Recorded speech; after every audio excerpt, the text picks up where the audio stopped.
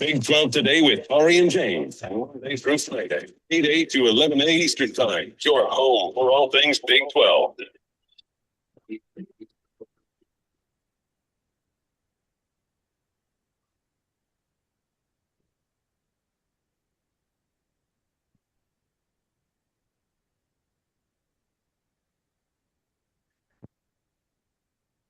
And we are off and rolling on a Modelo Monday of Big 12 today on Big 12 Radio. It is the day before the day. Big 12 football media days tomorrow and Wednesday.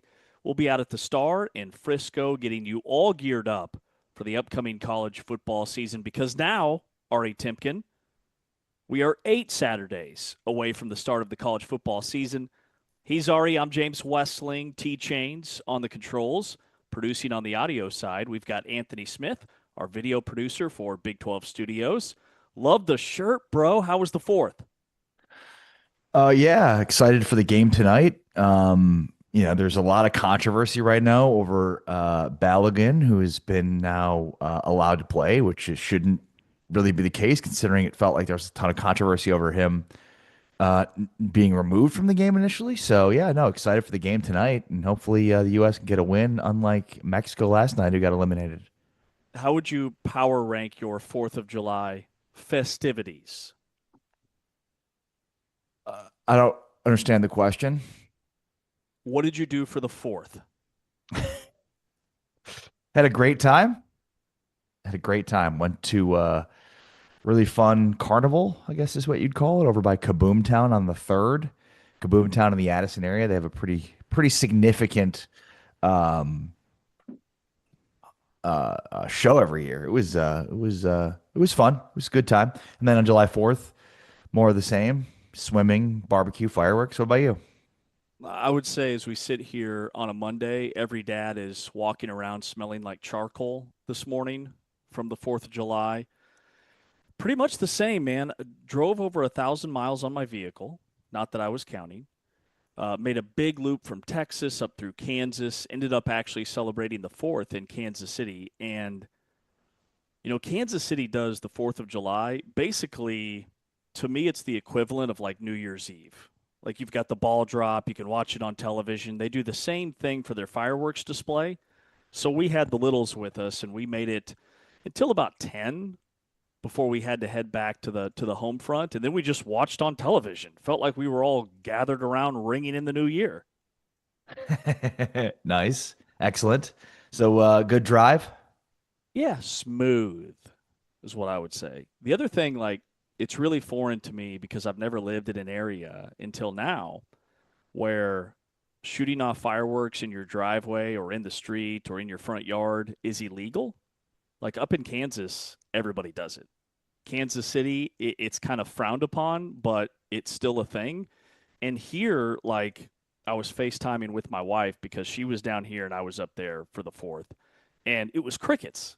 And on my end, she could hear every firework on display within miles.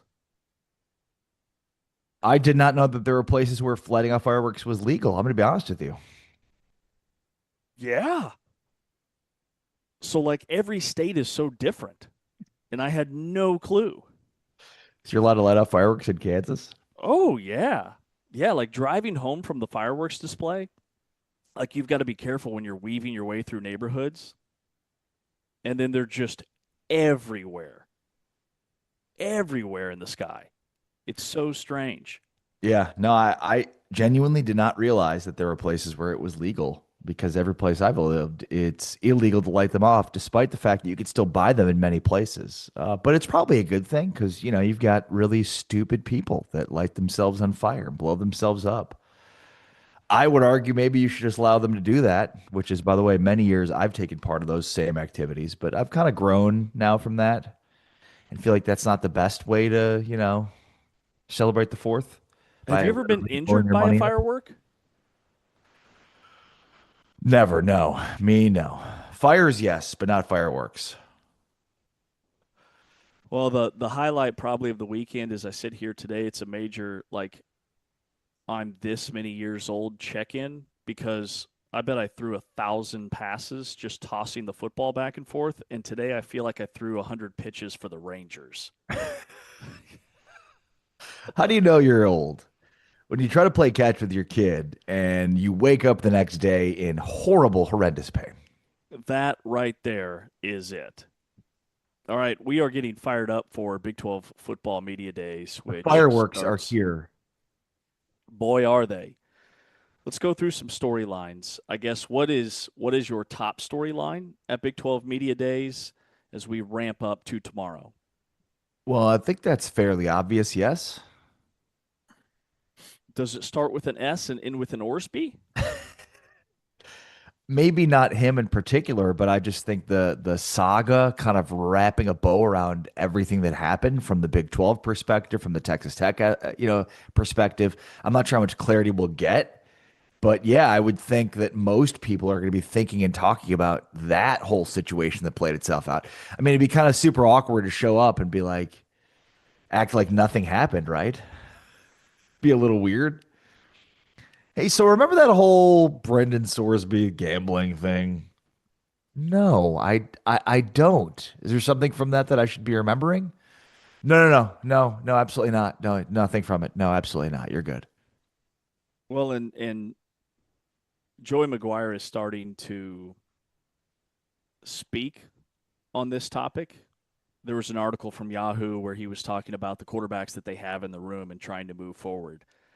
I don't know if I should feel like part of me feels bad for Joey McGuire in Texas Tech because they're going to be bombarded for 12 hours about the Brendan Sorsby fallout. Whereas I get that that is a must ask question, but I also want to know about the rest of their team, right? And so my hope is that it's not just completely overwhelming the Texas Tech angle of what they have now. What's the defense look like? How are the transfers gelling? But that has to be headline number one. It's just the Sorsby fallout walking into the room at the start in Frisco. Yeah, I mean, again, how does Texas Tech kind of pick up in a situation where kind of there were both sides? Well, one side was threatening legal action, and the other side had to react to that. For me, that's going to be significant. I mean, I also think like the big picture piece to that is like congratulations to the Big 12, the world police here, because nobody wanted Sorsby to play. And as we're finding out now, like where the NFL has said, no, you're not going to be eligible until the 2027 draft, and the Canadian Football League has jumped on board.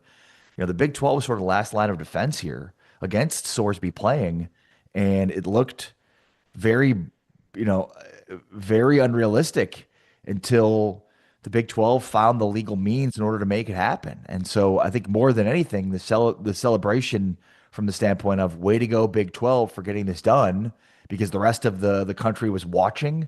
This would have reflected very poorly on the Big 12, and ultimately this thing got settled the best way it possibly could. In fact, do we hear like Brett Yormark's theme music and he walks out like an American badass for saving the country here? Right. The other, thing that I'm intrigued by is this Protect College Sports Act. Like we are kind of entering into this final window of is this thing actually going to have a chance to pass? And with the new $700 million like revenue in a fiscal year, I guess caveat to that thing, the Big 12 is going to cross that finish line next spring. So expansion would be off the table if this passes. I'm just curious as to not only how Brett Yormark feels about it, but also how the individual coaches feel about it too. Well, yeah, I mean, with the Protect College Sports Act, James, I mean, there's tons of different elements of it that are really unique and interesting. And I think it was Matthew Postins from Heartland College Sports that did a great piece sort of going over the element of it from the standpoint of, the basically shutting down the future of realignment. The Save College Sports Act has a provision that would make it more than seven, that if you're a conference making more than $700 million a year in a fiscal year, you cannot expand or merge without another conference or with another conference. And that was initially lowered as a threshold from a billion based on the SEC and the Big Ten lobbying to include the ACC and the Big 12, which was a very strategic move on their part because of the potential end of times for the ACC, which we could see coming. And so basically what the SEC and the Big Ten did in order to get this threshold lower to 700 million was include the ACC and the Big 12 so they couldn't merge to potentially be as big or bigger than the SEC and the Big Ten. So, I think to your point and to Matthew Poston's point, it's a really interesting dynamic of that Protect College Sports Act is would effectively, if it passes, would effectively end realignment as we know it. And you wonder how much, if this passes, conferences would fight back against that and specific provision in it. Really interesting stuff.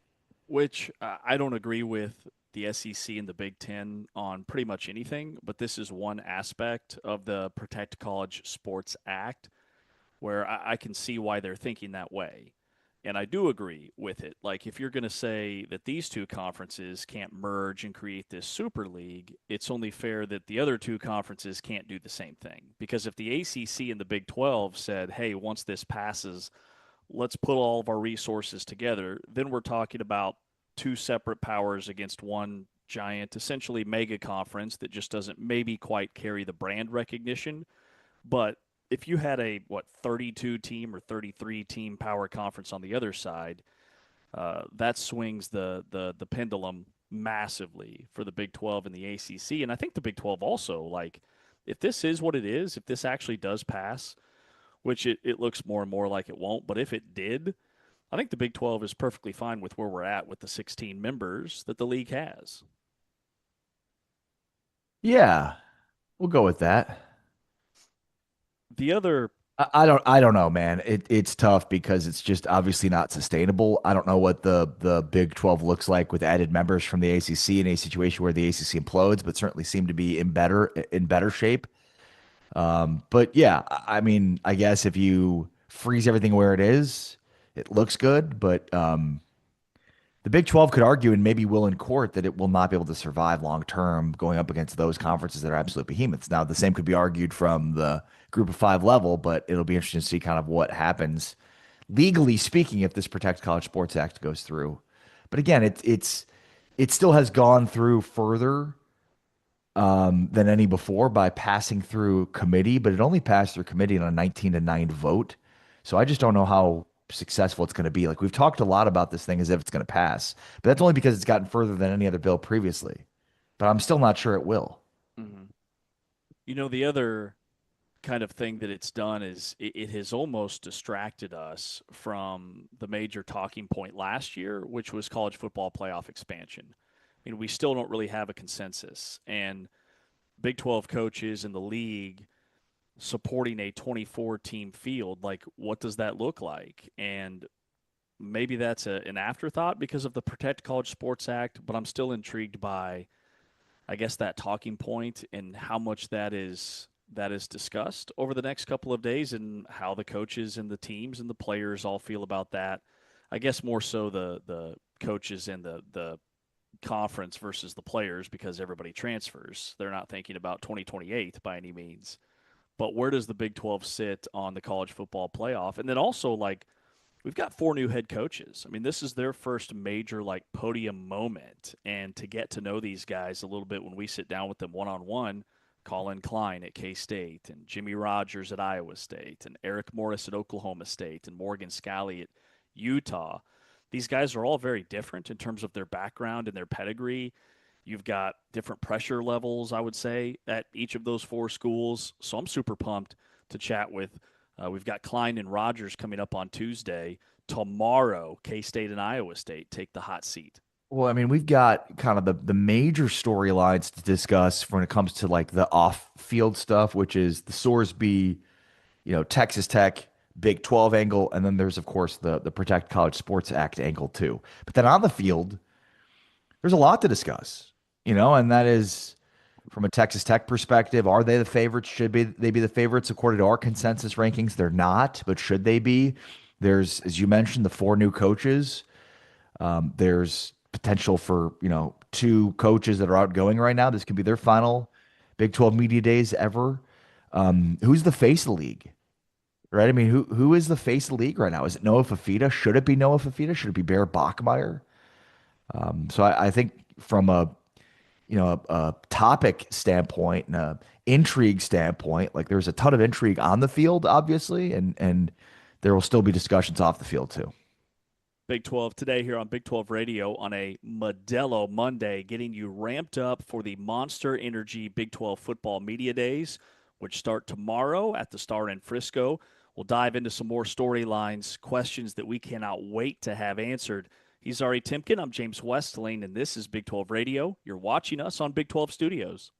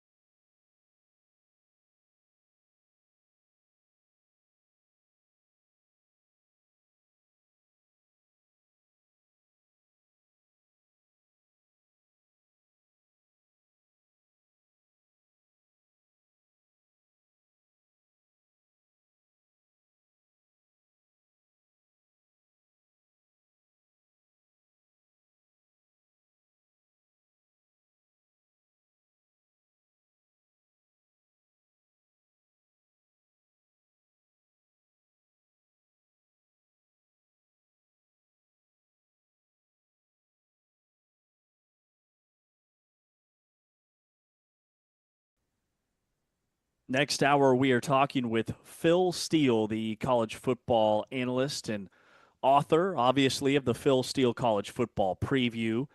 Coming up in 15 minutes, we'll be breaking down why the Big 12 is ranked as the fourth best conference, according to Phil Steele, behind the SEC, Big Ten, and ACC. Taylor McCarg, CBS college football analyst, is with us next hour as well. And then Lige Douzable, former NFL defensive lineman, ESPN college football analyst, also does some work for CBS. He's with us in the 9 a.m. hour as we get you locked and loaded for the Monster Energy Big 12 Football Media Day. Just the expectations and what we'll be bringing to the table over the next 2 days. We'll be live the first hour, 7 a.m. Central, 8 a.m. Eastern time tomorrow, and then we will be loading up all day long for basically 2 weeks of interviews, talking with all the coaches and players of 16 teams. There's 8 tomorrow and then 8 on Wednesday. And Ari, when you brought up, who are the poster boys of the Big 12?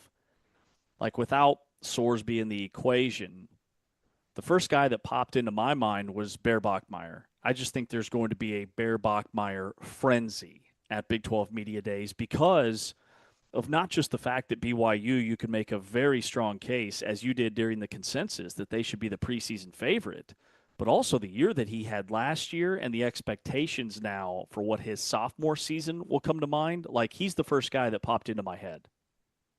Yeah, why? Why not Fafita? Why not Wigman? For me, it was the first thing I outlined, which is where BYU as a team is expected to be.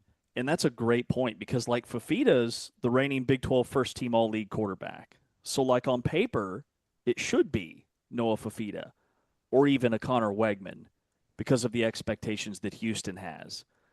But I just think with Bear, I think he has a little bit of a more, I don't know if outgoing is the right word, charismatic personality.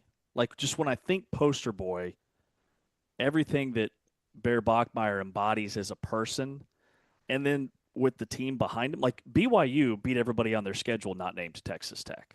And I think for me, that's the difference, is just the team expectations and the face of that franchise.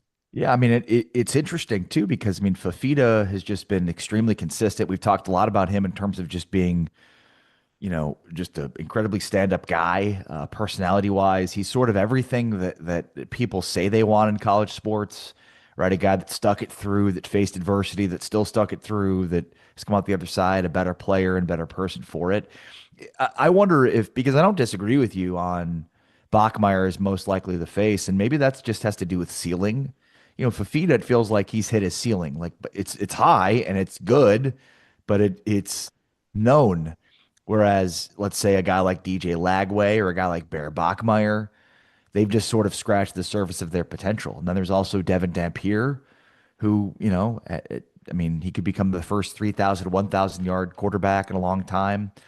Um, only Lamar Jackson, Kyler Murray, Jalen Hurts, and Jaden Daniels are the only quarterbacks in the last decade with 2,500 passing yards and 1,000 rushing yards. He had 27 and 1,100 last year, 30 total touchdowns, right? So why not Devin Dampier too? It's another guy that it's like he's sort of under the radar, and maybe that's probably because a ceiling standpoint, maybe we think he's already hit his as good as he could be, and he won't have as good of a season this year. Yeah, and with Fafita, I almost think that the season that he had 2 years ago kind of hurts his pedigree. I think the questions with him is, to your point, not what can he do to exceed what he did last year, but is he capable with the roster around him of just matching what he did last year? Whereas with Bachmeier, like, because of the Sorsby stuff, the Texas Tech throne, or the throne of the Big 12, just opened up. And Bachmeier's the guy that's standing the closest to it, with BYU's only 2 losses coming against Texas Tech last year. And then I also think, like, when it comes to, I use the word character, there's just a lot of, like, really intriguing storylines with Bear. Like, number one, he wears 47. Okay, he wears a fullback's number on a quarterback jersey. Super recognizable, built-in discussion point with Bear. And then he's got the bloodline story, like with his brother Tiger, maybe being wide receiver number one because that room is wide open.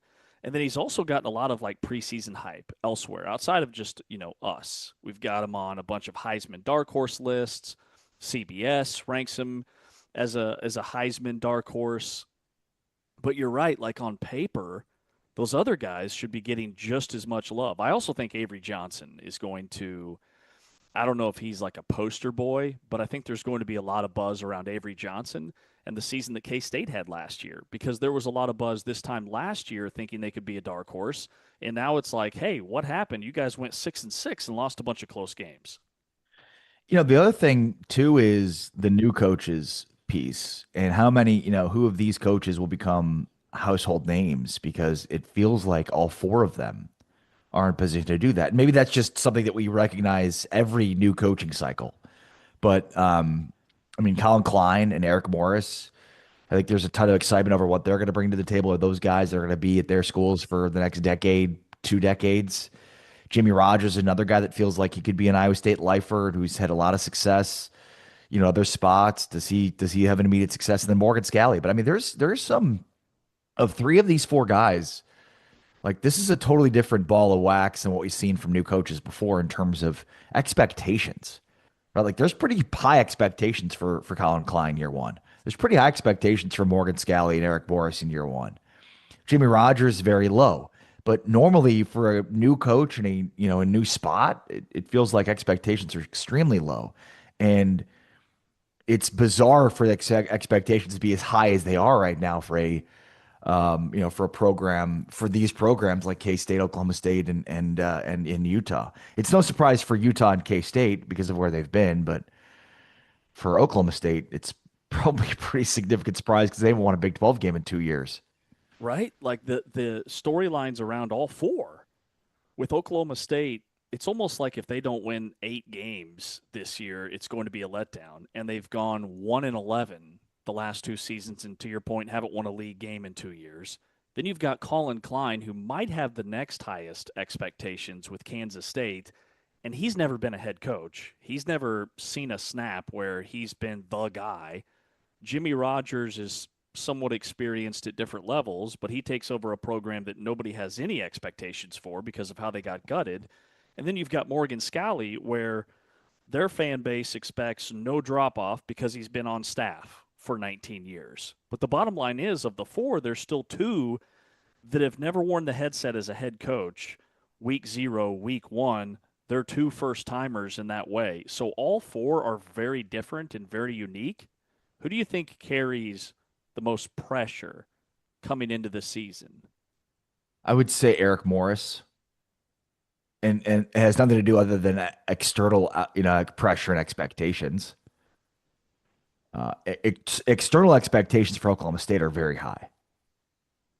So, I mean, you could say the same thing for Morgan Scalley and for Colin Klein, but for different reasons. For Scalley, it's, I don't think there's any pressure to win for these three guys in terms of like, oh man, if you don't win quickly, you're going to be out of a job. But it feels like there's outsized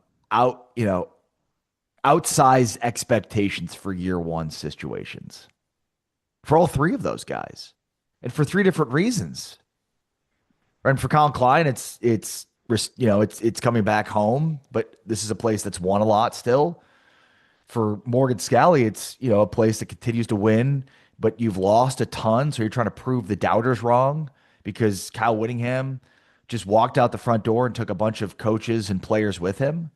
And for Oklahoma State, it's you're expected to pick up right where you left off, despite where Oklahoma State left off, which is not in the same spot. Yeah, with Morris, it's almost like Gundy went 8-4 last year, and that's what Eric Morris is inheriting.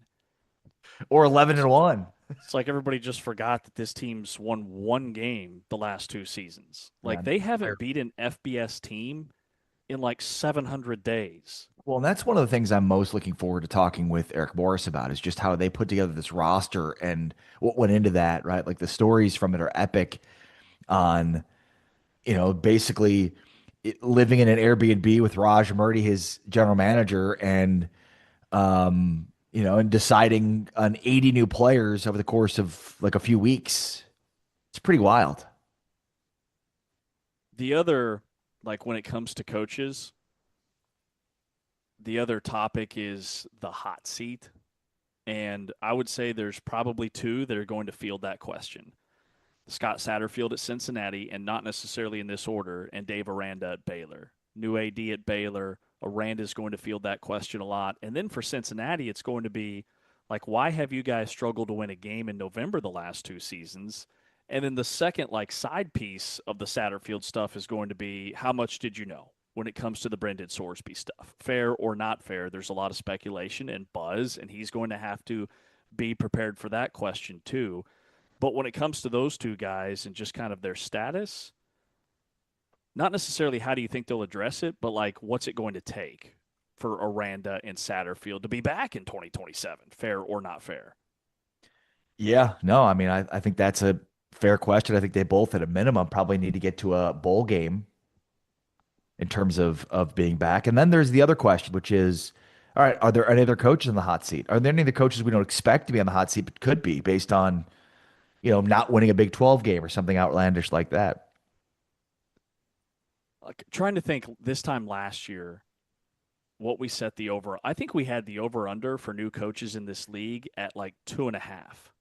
Never in a million years did we think we'd have four new coaches Yeah. coming into this season. So to sit there tomorrow and identify who are the four coaches that we might not be talking to next year, not necessarily because of a bad season, but because of retirement, because maybe they get wooed by another school.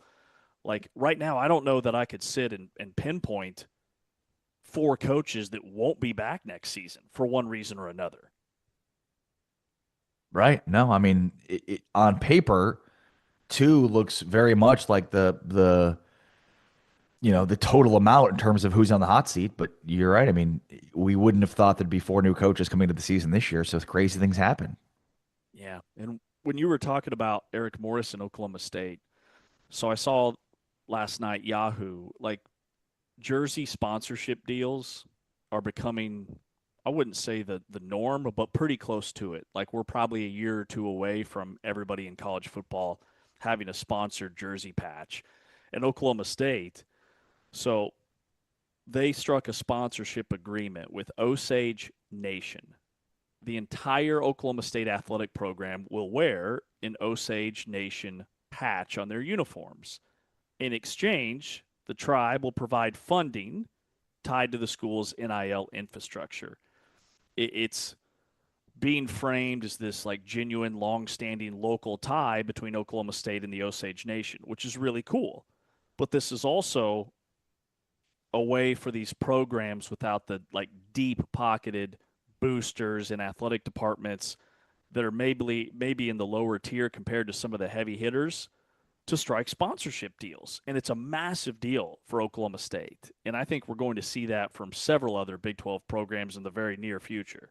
Yeah. No, that's well said. Agreed with that completely. What else are you sort of looking forward to? And we've touched on a lot of stuff here, right? There's the off the field stuff. There's the on field stuff. So many intriguing storylines. We've talked about the face of the league and who that could be. Like, what else do you think is top of mind here? Well, Matthew Poston's noted this from Heartland Sports. If we have a chance to sit down with Scott Draper, who puts together and kind of spearheads the scheduling matrix, what does a 10-game conference schedule potentially look like? Because that was floated out there during all the playoff expansion discussions. Does that eliminate the conference title game? Is that like a plan C, depending upon what happens with college football playoff expansion? So from the league standpoint, that's one to me. And then the other thing that we've touched on is like the quarterbacks, because every room is so different, right? Like there's tiers of the Big 12 when it comes to quarterbacks. There's the upper echelon with Bachmeyer and Fafita and Avery Johnson and Dampier. But then you also have like the up and comers, like Julian Lewis at Colorado. Super excited to talk with him. Cutter Boley at Arizona State, and Kenny Dillingham about just that room. So those would probably be the two talking points that stick out in my mind. The other one is, did not having the preseason poll make a difference? Right? I mean, remember the preseason poll era ended last year after the year before Arizona State was picked to finish last. The Big 12 felt like that preseason expectation hampered the league's ability. There was no poll this past year. It feels like BYU was still left out, and maybe rightfully so. But did it make a difference in your mind, or at this point is it kind of just like a legitimate excuse, illegitimate excuse? Excuse me. Right. And it won't be there this year, and it won't be there for the foreseeable future. But like, did it actually meet its goal? Like, or was it just sort of, well, we're not going to do that anymore? And even though we thought it might end, this perspective thing, we're still going to keep it that way. Because that's kind of what it feels like. I don't know that it made much of a positive difference. I don't know that it made much of a negative difference. I don't know that it made much of a difference at all. If you have one or don't have one, it feels like it gave it way too much weight. And at least it gives us something else to talk about. Right. Yeah, I would say, like, big picture, it didn't really make that much of a difference, because I think the narrative kind of speaks for itself. Like with Houston and Arizona and their breakthrough seasons, I don't know that if there had been a preseason poll like Utah, even though they were coming off a 5-win season, there was so much hype around them last year. I still think Utah probably would have been a top 5 team. Same with BYU. They were coming off double-digit wins from the year before. So, yeah, it's hard to say. Yeah. No, I mean, I would say most likely not. Mm-hmm. But and look, we did our consensus poll. We've got BYU 1, Texas Tech 2. Probably not exactly what most people around the country do. And I think preseason polls are a good thing. It gets people talking. I don't know that it has any set bearing and expectations or perspective in the league. Certainly, the league felt like it did last year or 2 years ago, but I'm not sure last year it did. Taman, you've printed In out fact, it's our not. I'll say it. It's not. Taman, you'll have our consensus poll on a giant poster that'll be right behind us for every shot, right? Duh. Okay, perfect. Yeah, we want to really broadcast that to the nation. All right, coming up next, Phil Steele, who's actually going to join us here in about 20 minutes, has the Big 12 Conference as the fourth strongest conference in America. We'll break that down coming up next. He's Ari Timken. I'm James Westling. We are powered by Modelo, heard exclusively on TuneIn and watched on Big 12 Studios. Success with Craig. Deep drop for Buda. Taking a shot to the end zone. Chris Hudson. He's got it for 6.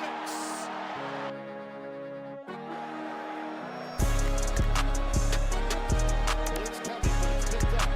Over the middle, deep cross. And it breaks wide open. T.O. Richardson. Touchdown. Will throw to the end zone. And what an attempt.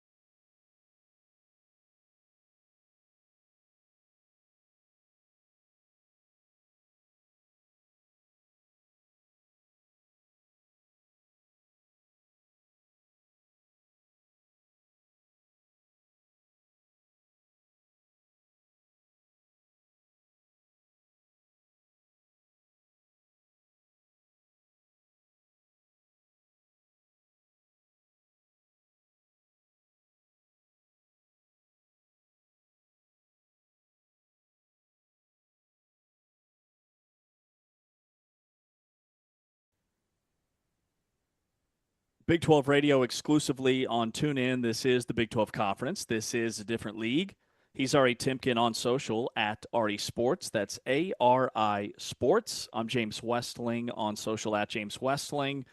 Phil Steele, the college football, he has the college football Bible out every year, the Phil Steele College Football Preview Magazine. He's with us here in about 15 minutes. And then Taylor McCarg to follow, the CBS college football analyst, who will be popping in and out with us over the next couple of days at Big 12 Football Media Days. But we've got some beef with Phil because Phil has the Big 12 ranked fourth in his preseason power conference rankings. Last year, the Big 12 finished third, well ahead of the ACC, who went 50-30 last year in the non-conference. The Big 12 was like 49-13. So why the move, Ari? Why does Phil think that the Big 12 is now the fourth best conference? Well, when you look at Steele's methodology here, he's got sort of four separate ranking sets: the strength of the top three teams in each league, the top five, the top eight, and then the overall conference average. And that's from 9 sets of preseason power rankings, positional grades, computer ratings, year over year, plus minus adjustments, non-conference record versus the BCS and Power 4 competition, to bowl performance and draft pick production as supporting factors. So look, I think every publication every year is looking at a different, unique methodology, quote unquote, if you will, to try to figure out the toughest schedules. That's one. And then, of course, the best conferences. And so I would say that's a pretty decent criteria. Except that what's interesting is, like, I'm still not sure how he got the Big 12 to fourth, given the criteria we just outlined there: the top three teams in each league, the top five, the top eight, the overall conference record average, and then, how you did against Power 4 BCS competition. Remember, we talked about this last year.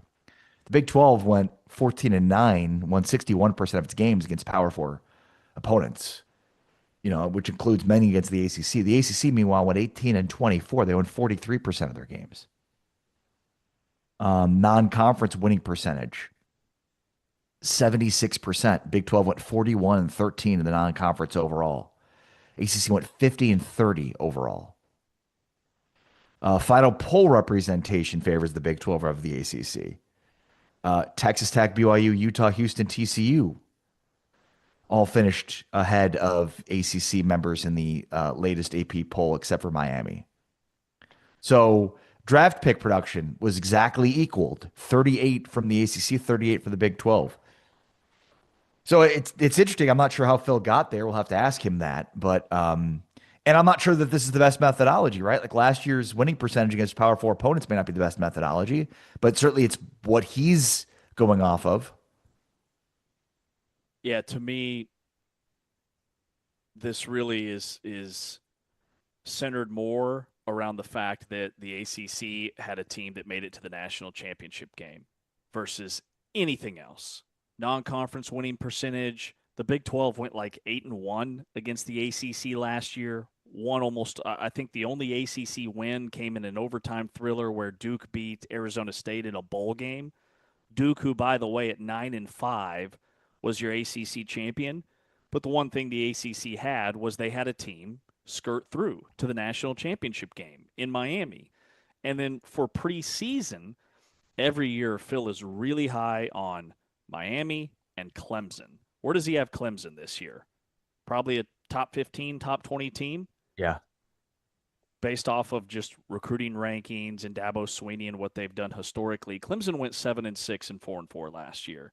And the thing that is frustrating, like, the ACC, Virginia was the best team. They went 7-1. They went 11-3 overall. Virginia and Duke were the two teams that played in the ACC championship game. Miami was an at-large bid in the college football playoff.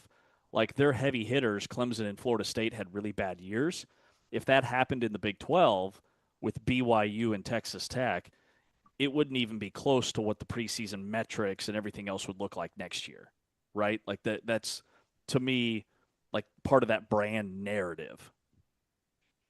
Well, in the top four, let's say the top three preseason Big 12 would be Tech, BYU, and Utah, whereas the ACC, you've got Miami at the top, rightfully so. And then, you probably have Louisville, Clemson, SMU right there in terms of just preseason expectations. So, maybe it's their strength in those four over the strength of the Big 12 and the top three. Only, I'd venture a guess that that top three probably should also include a top four with Houston, maybe even a top five with Arizona, as we've laid out in our consensus. Whereas with the ACC, like with Louisville, Clemson, and SMU, one of those teams could be better than any of those other Big 12 teams. Could be is the operative word, but it might not be. And if history is an indication, it's not. I'm excited to talk to Phil about this. Like SMU's marquee non-conference win was no, actually, I take that back. Baylor beat SMU last year in the non-conference on a wild finish, come from behind victory, and that's an SMU team that finished what 6-2 in the ACC. Like I think the number one metric, because once you get into league play, everybody plays everybody else. And it's not even that. I mean, in basketball, everybody plays everybody else, but in football, league schedules can very much be weighted to favor one school or another. So to me, the number one metric should be non-conference record.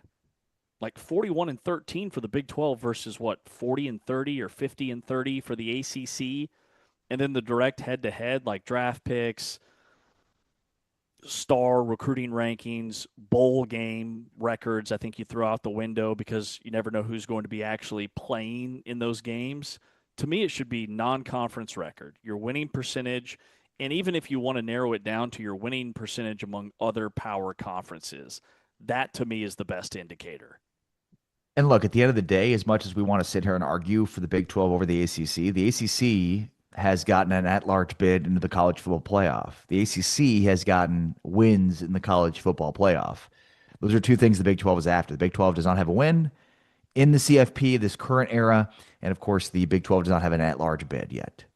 So could those both happen this year? That would be huge, but I can understand in the hierarchy putting the ACC ahead because the ACC, like the Big Ten and the SEC, have gotten at-large bids and have won college football playoff games. The Big 12 is not. That's a huge bar for the Big 12 to clear in 2026.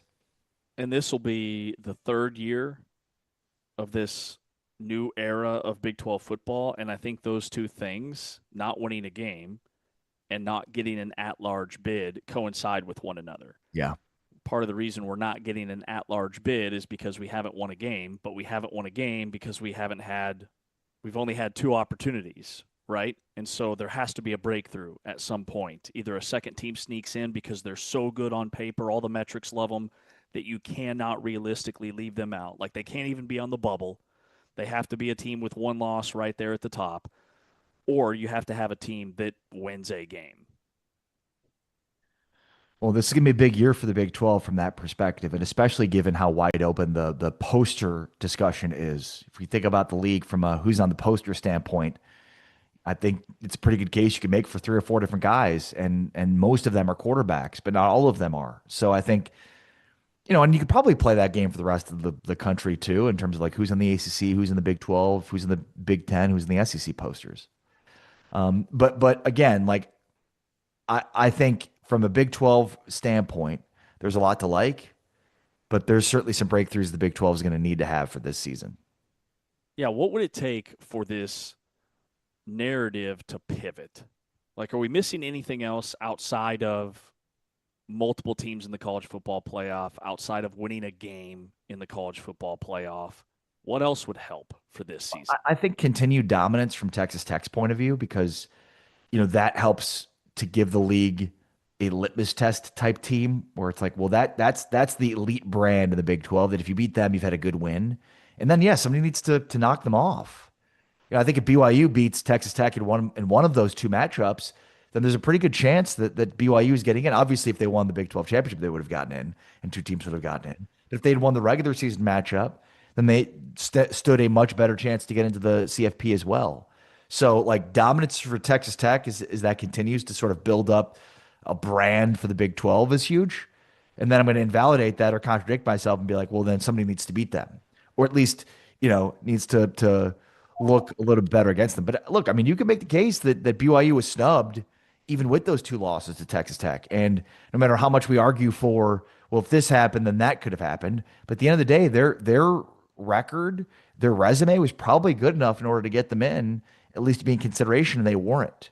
And so we'll see if they can carry that over into this season because there does appear to be some sustained success at the top of the league, which we haven't seen very much of. Yeah, totally agree. And like one of those two teams to get into the college football playoff and win a game, like it's okay to be an alpha within your own league, but it really doesn't move the needle for the league collectively unless you win a game in the college football playoff. Okay, so the best case scenario is one of those alphas, Texas Tech or BYU, to win a game. The worst case scenario is for somebody outside of those two programs, say a Kansas State or a Utah or a Houston or an Arizona, to get in the college football playoff as kind of like, let's take, I know Duke wasn't in it last year, but they were a 9-5 conference champion. Let's say they were in the playoff or in Arizona State like we had 2 years ago, but they just get pounded. Like the thing that saved the Big 12 2 years ago was Arizona State taking Texas to the wire. That was something that the league could really lean into. Worst case scenario is a situation like that where you have a team out of nowhere kind of limp in and then they get crushed in the college football playoff. That would be bad. So it seems like at the end of the day that the goalposts keep getting moved. And, whereas you may have said a year ago, man, if the Big 12 only had some sustained excellence at the top, then that could be a good way for the league to get multiple bids. Again, every year it's something different. It's something new. It feels like there's, some sustained excellence at the top. And, let's hope the Big 12 can finally capitalize on it because it feels like that's the one thing holding the Big 12 back. And we'll talk with Phil Steele about that. Well, and Phil goes all the way back to like 2016. Okay, he starts at 2016. So he goes through the last 10 seasons, who the top four conferences were. And it's always been the Big Ten and the SEC, outside of, I think, like 1 year. So being third is an okay place to be. I just think the difference now is that the Big Ten and the SEC has separated themselves so much financially and in terms of who's winning the national championship that it's been magnified now more than ever versus 10 years ago when the gap between 1 and 4 was a lot closer when it came to finances and just competition on the field.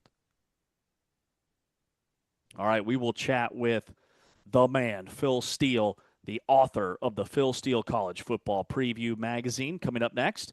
He's Ari, I'm James. This is Big 12 Radio, exclusively on TuneIn, powered by Modelo, and you're watching us on Big 12 Studios.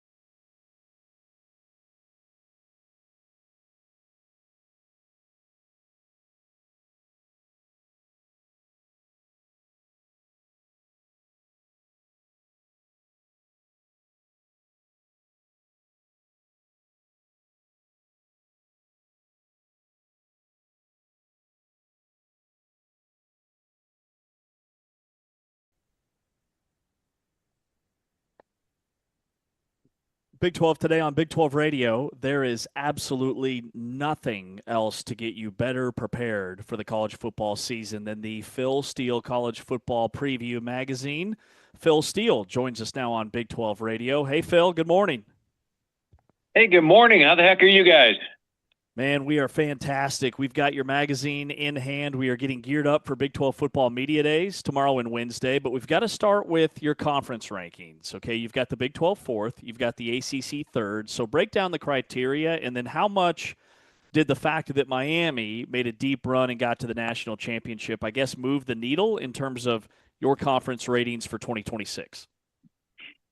Yeah, 425. I think Miami getting there was a big thing, and when you look at Miami, I think they're a legitimate title contender. I think Texas Tech and BYU are both legitimate title contenders as well. So I think the conferences there are both tough. I mean, it wasn't much of a difference. I think the difference was like 3 points out of 103. When I factored in all my computer numbers and projected power ratings, it was extremely close between the ACC and the Big 12.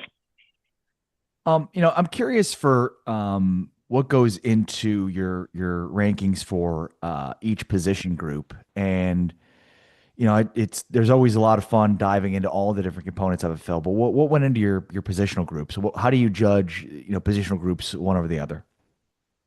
Well, I have a computer breakdown, and what we do is we add in the players. Each player has a ranking coming out of high school, and then we update it, of course, through college. If the guy made all conference or anything like that. We also put in all the stats that the unit has achieved, and it's run through the computer and put into the rankings that way. So it was basically, and this year, a lot of years, what I do is if I have time, well, most years I do have time at the end of the magazine to actually manually go through and do the units. But this year I talked to 133 of the 138 coaches out there this year, and it took up a ton of time. So at the end, we just let the computer pretty much do the rankings for the positions. Phil, when you say, you believe Texas Tech and BYU are national title contenders, can you put that into perspective with how many, contenders you think are out there and just where those two teams would sit and then why? Well, I could tell you, talking to Coach McGuire, one of his biggest things this year was how to get past that bye week. He's looking at all the preparations and things to do. So he's highly confident that Texas Tech is a team that's probably going to get in there and get a bye, well, like they did last year. So that tells you about the talent they have, the schedule they have, and I can tell you with Sorsby at quarterback, he thought they had a real good shot at winning it all this year. So it's a team where if the QB play comes through, they can still get right up there at the top. And with BYU, I've been talking to Coach Sataki for every single year since he's been a head coach. This is actually the best I've felt about any of his teams since I've started talking to him. And each position, just loved it. Bachmeier now a quarterback. You got Martin at running back. I love the line play, both offensive and defensive line. They avoid Texas Tech. I think we're looking at a possible Texas Tech BYU collision again at the top of the Big 12. So I put those two right up there. At the very top. When you look at the other conferences, I think Georgia, Texas, naturally, you got, I think Alabama is going to surprise some folks this year. Remember, they made it to the second round of the playoffs last year, and I think they're strong. When you look at the Big Ten, you've got, of course, got Ohio State, Indiana, and Oregon are your top three. And in the ACC, it's pretty much Miami, although SMU and Clemson could surprise there. So I think all those teams are legitimate national title contenders this year. There was not. I left out Notre Dame. I was calling my conferences. Naturally, I'm very high on Notre Dame this year. Your magazine goes to print before we got any resolution on Sorsby. So how much does that situation maybe change the Texas Tech outlook for the season, if at all? When I was writing the magazine in the final process, I was anticipating Sorsby would not play. And, when I was talking to my Big 12 guy and going over the conference with him, he's like, well, should we move him down? And I'm like, well, who's going to beat Texas Tech this year. You look at their road slate. They play Oregon State, Colorado, Cincinnati, Oklahoma State, and Baylor on the road. They're almost unbeatable at home. They're going to be favored in all 12 games this year, with Sorsby or without Sorsby. And like I said, when I was doing the magazine, at that point, I was expecting Sorsby not to be playing this year. I thought there was probably a 75, 80% chance. Then it came out that he was going to play after the magazine came out. I'm like, oh, wow. I didn't know he was going to play. I didn't think he'd slide through. And now, of course, he's not playing. So I think when I wrote the magazine, I was pretty much 75 to 80% confident he was not going to play this year. What a wild ride, Phil. Talking with Phil Steele from the Phil Steele. What a wild College ride Football. it was. Yeah, it sure was. Back and forth. Phil, one of the things I love most about your magazine is that, you are elite at identifying surprise teams and dark horse candidates, and you're not afraid to go bold when it comes to that either. So from the Big 12, who are some sleeper teams that people need to pay attention to? Yeah, and I think, as far as the Big 12 goes, one team that sort of stood out to me a little bit in the early going as far as a sleeper team, not a surprise team, not a team that's going to, contend for a playoff spot, but sort of watch UCF this year. They're a team where I was not high on them last year. Scott Frost came in, brought in a lot of transfers. In fact, when I went over the team with Coach Frost last year, he couldn't tell me a lot about it because about 35 guys were coming in after spring practice was over. But I was impressed with what they did during the season. They had some big games. The West Virginia game, North Carolina, extremely impressive. And this year they brought in a lot of transfers again, but at least this time they were all in for the spring. So I think that was a big plus there. Some of my power ratings are pretty bullish on UCF. So they're a team coming off a losing season last year that I think will be much improved and could surprise a couple of teams during the course of the season. So keep your eyes there. But as far as my surprise teams go, these are non-top 10 teams that I think have a great shot at making the playoffs and contending for the title. And BYU, I got right up there at number 2. And I love line play. I'm on the Joe Moore Award committee, so naturally offensive line is very important to me, but also defensive line, defensive front seven, and BYU's loaded in those areas. They had question marks at quarterback last year. Bear Bachmeier answered all those question marks and then some. They've got L.J. Martin, a running back, an outstanding offensive line, defensive line. You look at adding in Kate Alavi coming in from Cal at linebacker, I thought was a great pickup, taking the place of Jack Kelly. You team him with Glasker at the linebacker spot. It's one of the best units in the country. Secondary is solid. And as mentioned, I've been going over the team with Coach Sataki for 11 years. This is the best team, in my opinion, that he has put on the field this year. Another surprise team is one I wanted to just push way down at the start when things happened, which was Utah. And when I looked at Utah, I'm like, wow, their offensive line, defensive line really got hit. They lose their head coach. These guys are in big trouble this year. But then going through the spring, going through the roster, and then going through the schedule. I mean, like Texas Tech, you look at their road schedule. They play Iowa State, winnable, Colorado, winnable, Cincinnati, winnable. Arizona and TCU, their toughest 2 road games are both at the end of the year, and they get BYU at home. They also get Houston at home. So it's a manageable schedule. They could pull a surprise. And, a couple of sets of my power ratings are calling for them to get to that double-digit wins. A couple of sets actually called for them to go 12-0. So I had to throw them on my surprise team list at number 5. And then the Houston Cougars would be another one to look at. Well, when I look at Houston, Willie Fritz did a tremendous job at Tulane, and he's doing the same thing here at Houston. Now, they were a little fortunate last year. They had a lot of wins, close wins, which is a negative factor in my line. They lose a little bit on the offensive, defensive lines, but I think adding Hughes at running back could be a big plus there. Hughes had a big year for Coach Fritz back at Tulane, and then getting Connor Wegman back again this year, and it's year 3 for Coach Fritz, so I think they'll be improved. And my final team that I think has a good shot at making the playoffs is TCU. And when you look at TCU, they're a squad that, last year they finished 9-4, and the previous year they finished 9-4. And both those years were extremely disappointing. Coach Dykes feels that they're a Big 12 title contender this year. Now, there's question marks at quarterback, naturally, but I think they'll get good play. And remember last year, Ohio State had question marks at quarterback. And Julian Sands stepped in and was a Heisman contender. And Notre Dame had a first-time starting quarterback that hadn't done anything. And all of a sudden, at the end of the year, he was up there for the Heisman list. So they can get good quarterback play. I like Jaden Craig coming in. He's a guy coming in from Harvard. He's not a first-time starter in the FBS, and he's a guy that could be an NFL draft pick. He's got great size, gun, and arm. And then Coach Dyke's extremely high on this team this year. So I think you're going to see TCU be one of those surprise teams as well. Phil, I'm curious for how much your process has changed, and how have you adjusted that process based on the portal? And I know we've talked over the years, but always good to see kind of how it's changed and maybe how it's affected some of the things you discussed within the magazine. Yeah, first of all, I want to thank God that there is no second transfer portal window this year. Made the magazine process so much easier.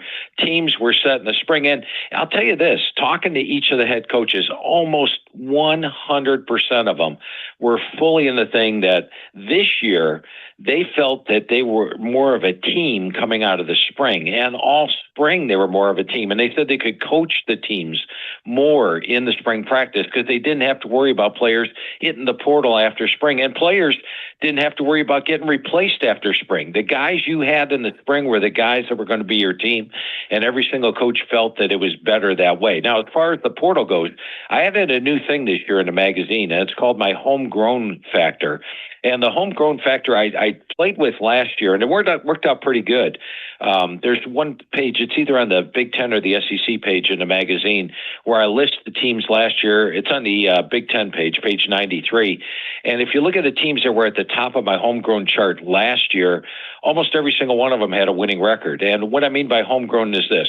If you signed a player as a freshman and bring them along, naturally, play teams like Navy, Air Force, Army are at the top of the list, but Clemson, Notre Dame, Georgia, Texas A&M had the highest percentage of freshmen that were still on the team.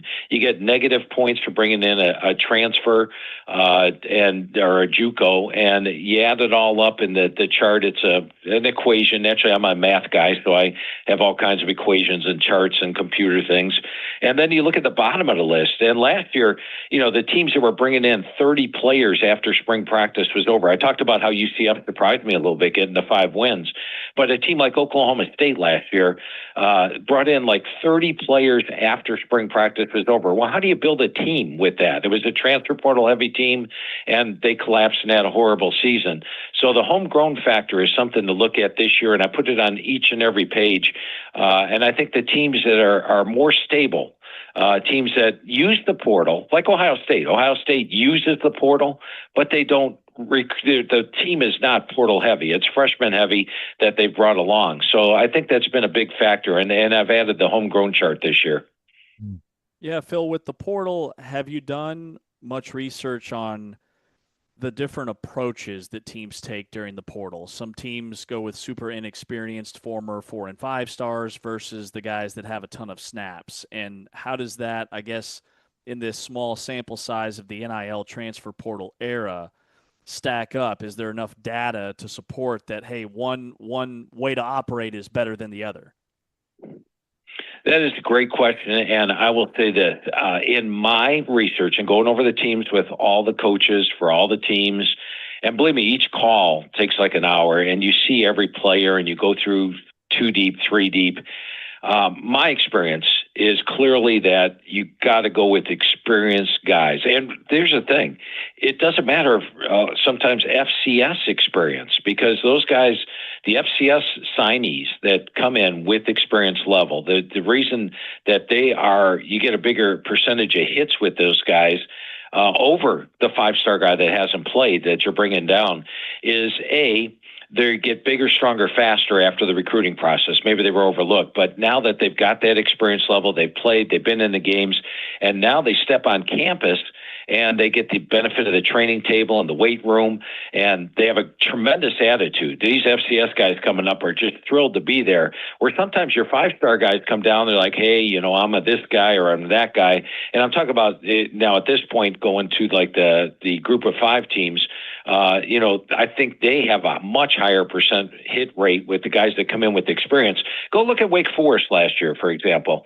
I know going over the Wake Forest team with the coaches last year, their main thing they were looking at was the experience level. How many snaps did this guy play? How many snaps? Didn't matter who they were, where they were recruited out of high school, it's how many snaps they played. And Wake Forest ended up winning, 9 games last year. It really surprised me a little bit. So I think in my mind, going over all these teams, there's a clear edge to going with experienced players over the guy that hasn't played that may have been a top recruit coming out of high school. Phil, you mentioned that you talked to these coaches for an hour, each coach. How many coach interviews do you crank out in a day as you prepare to put this magazine together? And they all start after spring practice is over and after the coach has done their exit interviews. So that's the main thing I look at with the magazine. You don't want to do it pre-spring. You don't want to have something happen after you talk to the coach. So you want them to have their exit interviews. So I cram them all into the month of May. There have been days where I've done 6 or 7. And the thing is, when you're doing one of these calls, you have to be like on your game and listening to every single word that's being said. And at least in my mind, I'm not here, just playing around or anything. I'm looking to find out everything on the roster. So I think 6. I believe one day I did 7, and boy, I was exhausted after 7 coaches calls in one day because you have to be on top of your game and listening to every single minute of each of those hours. That's amazing. Awesome stuff. Phil Steele, man, we love your magazine. Appreciate your time. So you're the best. Thanks, Hey, bud.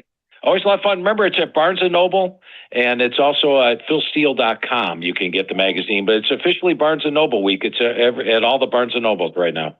That's awesome. You had to. I mean, I've had it for a month. You got to pre-order that deal. It's my favorite part of the spring is pre-ordering it for summer. So make sure to check out philsteele.com and pre-order it for next year. So that way it shows up, and you've got the whole 4th of July weekend to read it. Awesome. And also, when you order it online, you get the digital version for free. Yes, that's the key. That's the best part. Phil, I was taking pictures of the physical magazine, trying to read it. When I realized, I've never felt older in my life.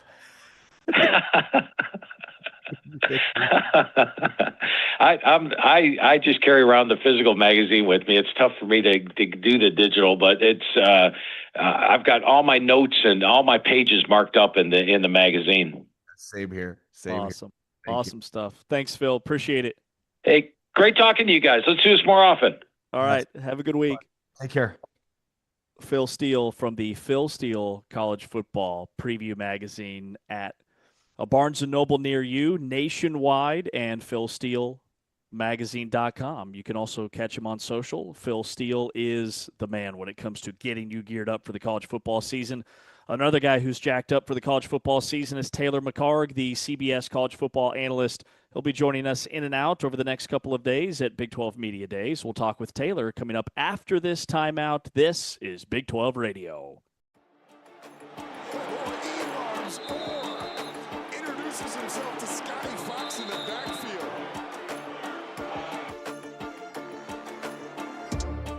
Horned Frogs show pressure. Kevin Jennings retreating. Bottles up and now goes down to the 5. Level the red zone. And down he goes. How about those active ends and linebackers, huh? Caleb, the alarms are all over the place. This kid can play. Senior from Hayward, California. Option to the wide side. Connors, great play. Alonso again. That young man has just been outstanding all day. Nominee, here's Sama. And not much out there. They had the edge sealed. He's swung down by Elarms Orr.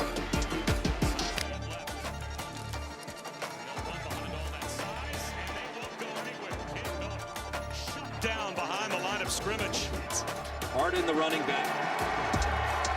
Coming in from Westwood after 3 seasons, Elarms Orr. The tackle behind the line, the TFL.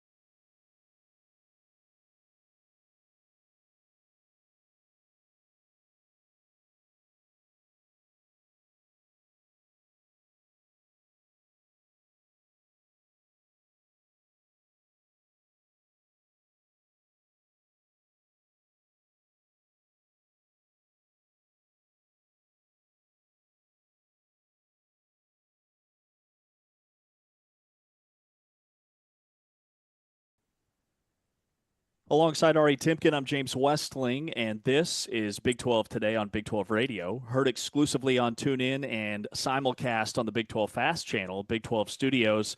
We welcome in Taylor McHargue. Taylor is going to be with us over the next couple of days, in and out at the Star up in Frisco for Big 12 Football Media Days presented by Monster Energy.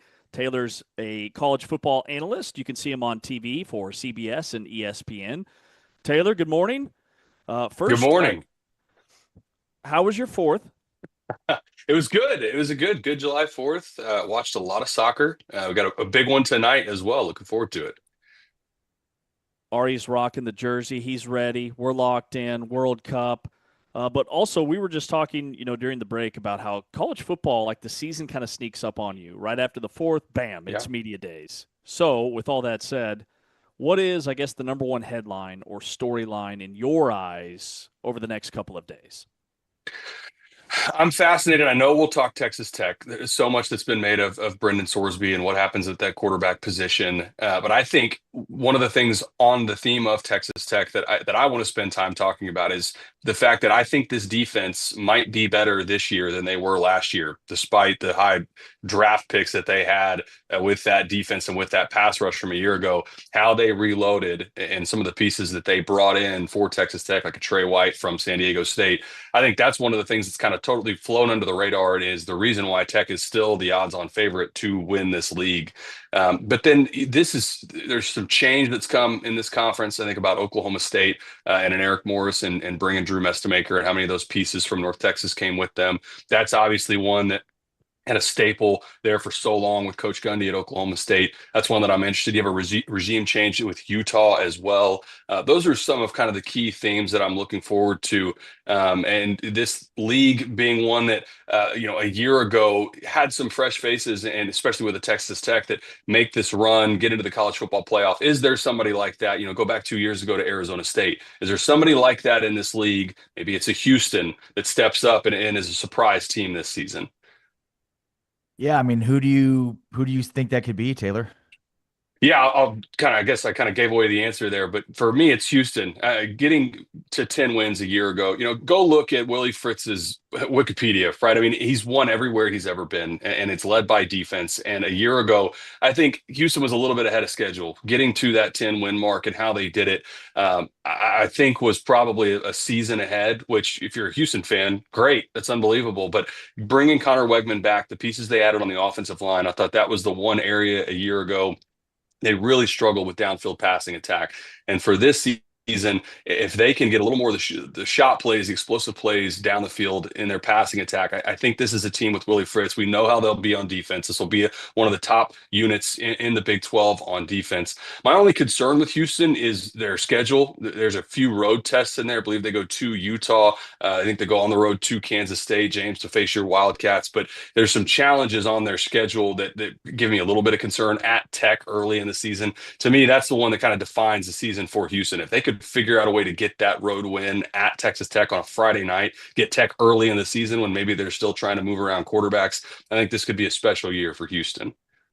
Yeah, and Taylor, I remember, this time last year, you and I were both really high on Kansas State and what they had coming back. 5 of their 6 losses this past year essentially came down to a play. They were all single-score games. So what's your take on K-State? Are they about what they were last year, or do they have a breakthrough year? No, I think this should be a much improved team from a year ago. And I think not having to go to Ireland certainly helps them. When you go across the pond, we've seen it. It feels like every year for the last 3 or 4 years that this has happened. The team that loses that game, a la like a Florida State a couple of years ago, it almost derails the season. And for Kansas State, they just could not get out of their own way.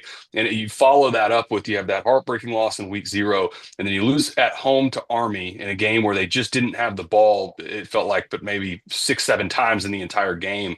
This season, I would expect Kansas State to get on top of momentum earlier. You've got it's I wouldn't say easy out of conference schedule, but the challenges aren't as difficult as I would say a year ago, especially not having to go across the pond. But I do expect this to be a more improved Kansas State. And if you're a Kansas State fan, you need to see more out of Avery Johnson, and not just making big plays, but taking care of the football a little better in critical downs, delivering the football on third down in those obvious passing situations. Think back to Baylor a year ago as well. And I would expect that just with him having another season under his belt to have that improvement. And I do expect that out of Avery Johnson at Kansas State. Taylor, curious for your thoughts on, which quarterback are you most excited to watch this year? Which one are you kind of most excited about? Yeah, I'm excited to see Drew Mestemaker from North Texas. His story is fascinating. I think most people know it by now, but a guy that I live in Austin, I know the high school that he went to, Vandergrift. He didn't start in high school. He was a JV and a backup quarterback and gets his opportunity in the bowl game a couple years ago. And look what he's turned it into. And now this is a guy, not just that we're talking about, maybe being one of the top quarterbacks in this new Big 12, but he's got a pretty good shot at being a draftable quarterback and maybe even a day 2 caliber draftable quarterback. He's got that kind of arm talent, and just fascinated to see how Eric Morris and that staff, a lot has been made. You've seen people say, well, you're just bringing, guys from the American and from North Texas into the Big 12. That's not going to translate. Well, look what JMU did at Indiana. The first year for Indiana with that staff, some of the best pieces of that first year with Indiana and even really the national championship season were holdovers from JMU. So for North Texas, I'm curious, how does that, what does that translate to? Comes from the running back position as well. But Drew Mestemaker, I'm just fascinated to see how this trajectory from not being a starter at your high school to being one of certainly in the top half of the quarterbacks that we expect this season out of the Big 12. I think it's just a fascinating story. Taylor, with you living in Austin, do you remember or do you know who was the starting quarterback for his high school team ahead of Mestemaker? I looked this up at one point, and I don't even remember anymore. I played in college, Division I prospect, and I can't even remember anymore, which is amazing. That's how this goes. And a lot of times in recruiting, it is a little bit of a crapshoot, and it happens. I mean, guys miss all the time. And it's a testament to him to take that path to walk on kind of in a similar way to what Baker Mayfield did. Now he had a much different high school career, but where Baker Mayfield said, I'm going to take my shot, go to Texas Tech and walk on, and we obviously know what he became from there. But to answer your question, no, I don't remember. If you have it pulled up in front of you, I would be fascinated to know who it is. If I remember correctly, we asked him about it, and it was something along the lines of, there was a guy in front of him, and then basically going into his senior year, another guy transferred in that started above. So he was like in line to start his senior year, only for a guy to transfer in and him continue to play at a different position, which to me says a lot about him. Yeah, and to have that patience. And also, I think it was so big for Oklahoma State and for Eric Morris to get him to come with them, because if you looked at what was being reported in the packages, the NIL packages that were offered to him, it's likely he could have made more money going somewhere outside of Oklahoma State, because as we know, anytime you open up these portal classes for the quarterbacks, the amount of money and incentives that are offered to these guys, it could have been easy for him to just take the top dollar, but I thought that was big for Oklahoma State, and also shows again that loyalty that you talk about, Ari, to stay patient, stay with what you know. When you have your opportunity, pounce on it like he did in the bowl game a couple of years ago, and now look what he's turned it into. Yeah, I asked him that direct question: did you take less money to go to Oklahoma State? And I mean, the answer is yes, but he didn't really give it to me. But you're 100% right. It's for really sure, and maybe by a significant margin. But basically, he was like, "Oh, I would have gotten good money anyway." Yeah, no, I think it certainly did. According to Google Gemini, it was Deuce Adams. Yeah, of course.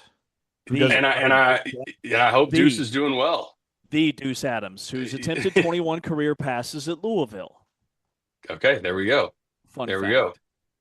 All right, so Taylor, as we get ready for Big 12 Media Days, what do you think? Like Ari and I were talking about this last week. What is the position or guy or theme or whatever you want it to be that the Big 12 can really lean into? We talked a lot about different position groups. Ari hit on the linebackers in the Big 12. I was talking like the dual threat nature of quarterbacks. What is it for you? Yeah, I think there was so much made a year ago of the quarterback position, and I actually think for the Big 12 this season, maybe a stronger caliber class of quarterback for the Big 12. Now, not having Brendan Sorsby in that obviously impacts that. I'm fascinated to see how many of these defenses, when you saw how well Texas Tech did on the defensive side of the ball and how that translated, even though they couldn't score against Oregon, they clearly had a defense that was capable of competing with Oregon and really with anybody in the college football playoff. Are these Big 12 rosters, how do you try to build something similar and bring pieces in that get after the quarterback? Because I was on the field with Ari a year ago for the Big 12 championship with BYU and Texas Tech's it was unbelievable how much they got after Bear Bachmeier on every down. Even if it wasn't a passing down, you had bodies in the backfield. And then when it was an obvious passing down, there was a second and a half to get rid of the football. And I think for Texas Tech, it'll be the same ethos again this season. I mentioned Trey White from San Diego State had double-digit sacks in 24, I think 10 sacks again last year. That's a guy, they're trying to reload and make it very clear they're getting after the quarterback. That's the model. We've always known getting after the quarterback allows you to win football games, especially on the defensive side. What other teams and what other rosters have been able to do that within the Big 12 to try and compete with Texas Tech? Because I think the days of this league being a throw it 65 times and have these shootouts that from the RG3 era, I think we've moved past that. So who else kind of emulates what Tech did on defense a year ago? Taylor McHargue joining us here on Big 12 today on Big 12 Radio. Taylor, just get those questions ready, locked in for tomorrow and Wednesday. Cannot wait to have you at the table with us in and out at the Star in Frisco. Can't wait. Really excited to join you guys. All right, man. We'll talk to you soon. All right. That's Taylor McHargue, does work for CBS and the Big 12 and ESPN, the college football analyst, joining us here on Big 12 today on Big 12 Radio. With Ari Timken, I'm James Westling. Coming up next, we'll take a look at our consensus, the recap. Where were we wrong? Who did we hit on? And what did we learn throughout this exercise? Also, the toughest Big 12 college football schedules for this season before we chat with Lige Douzable. This is Big 12 Today, exclusively on TuneIn, watched on Big 12 Studios. Robertson. Uh-oh. That's picked off. Keith Abney with the pilfer.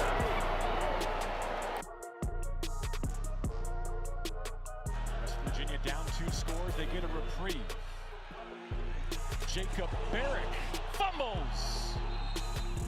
And able to get it back. So on back-to-back plays as Keith Abney jars this one loose. From the 24. Blitz coming. Pennington steps up. And he goes down. Keith Abney the second. The corner blitz for the Sun Devils. So far, ASU has not surrendered a gain of more than 10 yards. Here's one that can happen in a hurry. Knocked out. A fumble recovered by Miles Rouser. Timeouts left for Rich Rodriguez. This is a must-have. 4th down and 4. And ASU takes it away. Keith Abney calls game.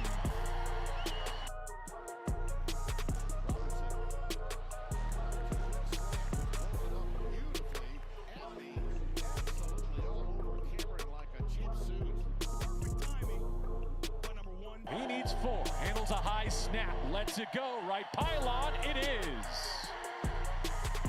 Incomplete. Chris Don the target and a matchup of ones. Keith Abney wins this round.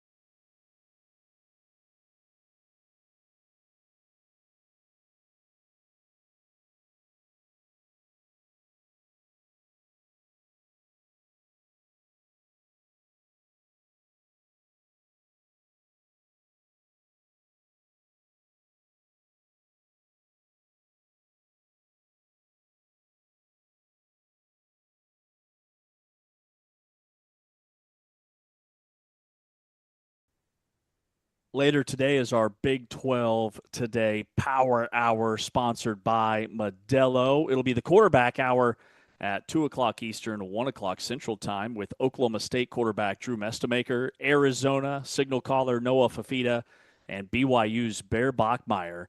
And then at 3 o'clock Eastern, 2 o'clock Central, we'll sit down with BYU running back LJ Martin, Oklahoma State running back Caleb Hawkins, and the Arizona Wildcats safeties coach Brett Arcee will join us during the Big 12 Power Hour, wall-to-wall coverage here on Big 12 Radio. Tomorrow, we're up at the Star in Frisco. We'll be live on location for Big 12 Football Media Days.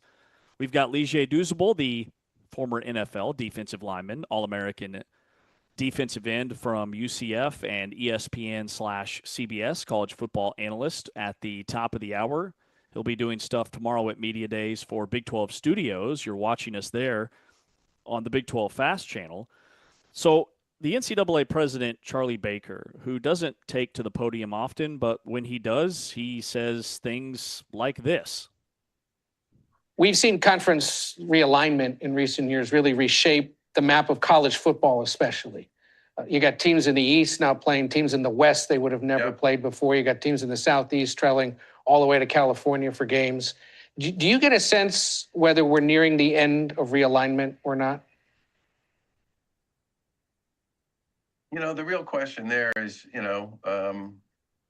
when does everybody's TV contracts come up? And what will that mean with respect to how they get negotiated at that point in time? Because everybody's obviously living with the terms and conditions associated with those.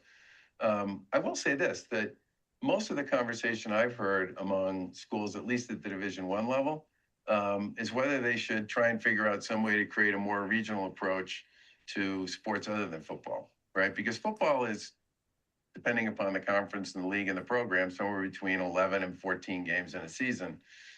Whereas you have many other sports, men's and women's sports, where you play literally 30, 40, 50, 60 games. And I think the conversation that people have started to have is whether or not there's a way to think a little differently about how to schedule the football stuff than the way you schedule some of these other sports. Because in some of the other, football's once a week, right? And it's usually over a weekend. A lot of these other sports, you're playing midweek, you're playing over the weekends. In those sports, the travel question becomes, I think, a much bigger challenge and a bigger issue than it is. Are you suggesting in some kind of college football league separate from all the other athletics? No, I'm saying that that schools and conferences have just started to have conversations about whether or not there should be some thought put into whether or not it makes sense to think a little differently about how to handle some of the sports that have huge numbers of games relative to some of the sports that have a much fewer number. So that's NCAA President Charlie Baker on Face the Nation over the weekend, talking about essentially the travel issues that schools run into with these conferences.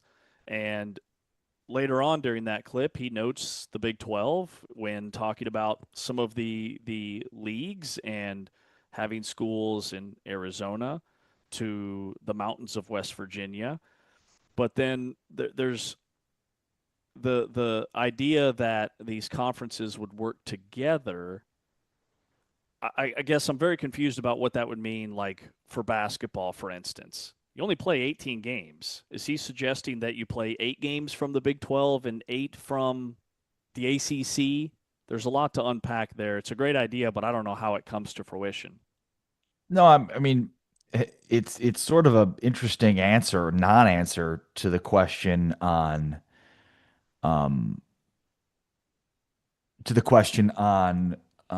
what does the future of realignment look like, right? And so what he's saying is, well, it's up to the TV deal, but ultimately these schools probably need to be in a situation where they're playing more regional games, which is a level of irony, right? Because the whole purpose of the conference in the first place was to have all these regional games. What's interesting is the follow-up question from that, from Face the Nation was more of like, are you talking about having a college football league? And if you're, Charlie Baker, you probably could have been like, whoa, that already exists, right? Like, I don't really oversee college football, right? So part of his answer is to sort of figure out the future justification of the NCAA's entire existence. right? His answer there basically just dictates why the NCAA should continue to exist. Well, for all the sports that are not football, then we could create these regional games that are way easier from a travel standpoint. That's the case he's making there. Now, does he make a case for or against, conference realignment? He doesn't really do any of that. He doesn't answer the question at all when asked about realignment. He's basically saying, like, there's things that the conferences need to be talking about in terms of what this looks like beyond football. But the reality is football is driving the bus for realignment, and the NCAA is not really involved at all in football. Yeah, his tone and I guess just the way he said, well, really, this will all come down to the next negotiation for television rights, indicated to me that it's almost like he's admitting he has no say. He can have ideas, but it really doesn't matter what he thinks at this point in time. Now, Well, if you don't know that the NCAA doesn't oversee college football, then you're not really paying attention, and you're not really knowing what's going on because they don't. They haven't for a long time. That's so the NCAA doesn't really do anything with football. The NCAA does everything else with all the other sports. So he says that without saying that. right. Big 12 today here on Big 12 Radio. Ari Timken, James Westling with you, getting set for Big 12 football media days tomorrow. We'll have Taylor McCarg, the CBS and ESPN college football analyst who does some work for Big 12 Studios as well. He's going to be joining us. He was talking before our conversation with him just moments ago about the new 5-for-5 rule and the impact that could have. That'll be another great talking point for a lot of these programs that are really – I think that impacts the developmental programs like an Iowa State or a Kansas State. And Avery Johnson would have an extra year of eligibility. Devin Dampier will have an extra year of eligibility if they so choose that path. So that's another headline. But then our consensus. So our final poll that we locked in over the last couple of weeks, making our case for each and every team. From the bottom, we have Cincinnati locked in at number 16.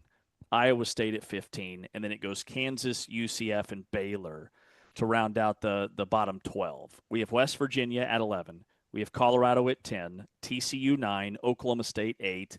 Top 7 goes Arizona 7, Arizona State 6, and then the top 5, Utah at 5. We have Kansas State at number 4. Houston was the only team that you and I both had the same when we put together our preseason polls blindly, not knowing what the other had. Then we had Texas Tech 2 and BYU 1. As we go through that exercise, who stands out to you in terms of like, okay, maybe we're wrong on this team. We have them too high or too low. Well, I think the first one is, do we have Kansas too low? Kansas at 14 is one that I think will be second guessed. I think Colorado at 10 is probably one that's going to be second guessed or probably a little bit too high on Colorado. If you've heard me talk throughout this offseason, even though they've got a really difficult schedule, I've got Colorado as a major surprise team. Do we have TCU at too low? And like the top 10 overall is really interesting because, TCU at 9 feels low, but then you look at the teams ahead and it's like, well, who would they be over? I think the number one few that stand out here would be, do we have Kansas too low? Is Colorado too high? And what about TCU? And that top 10 is really interesting.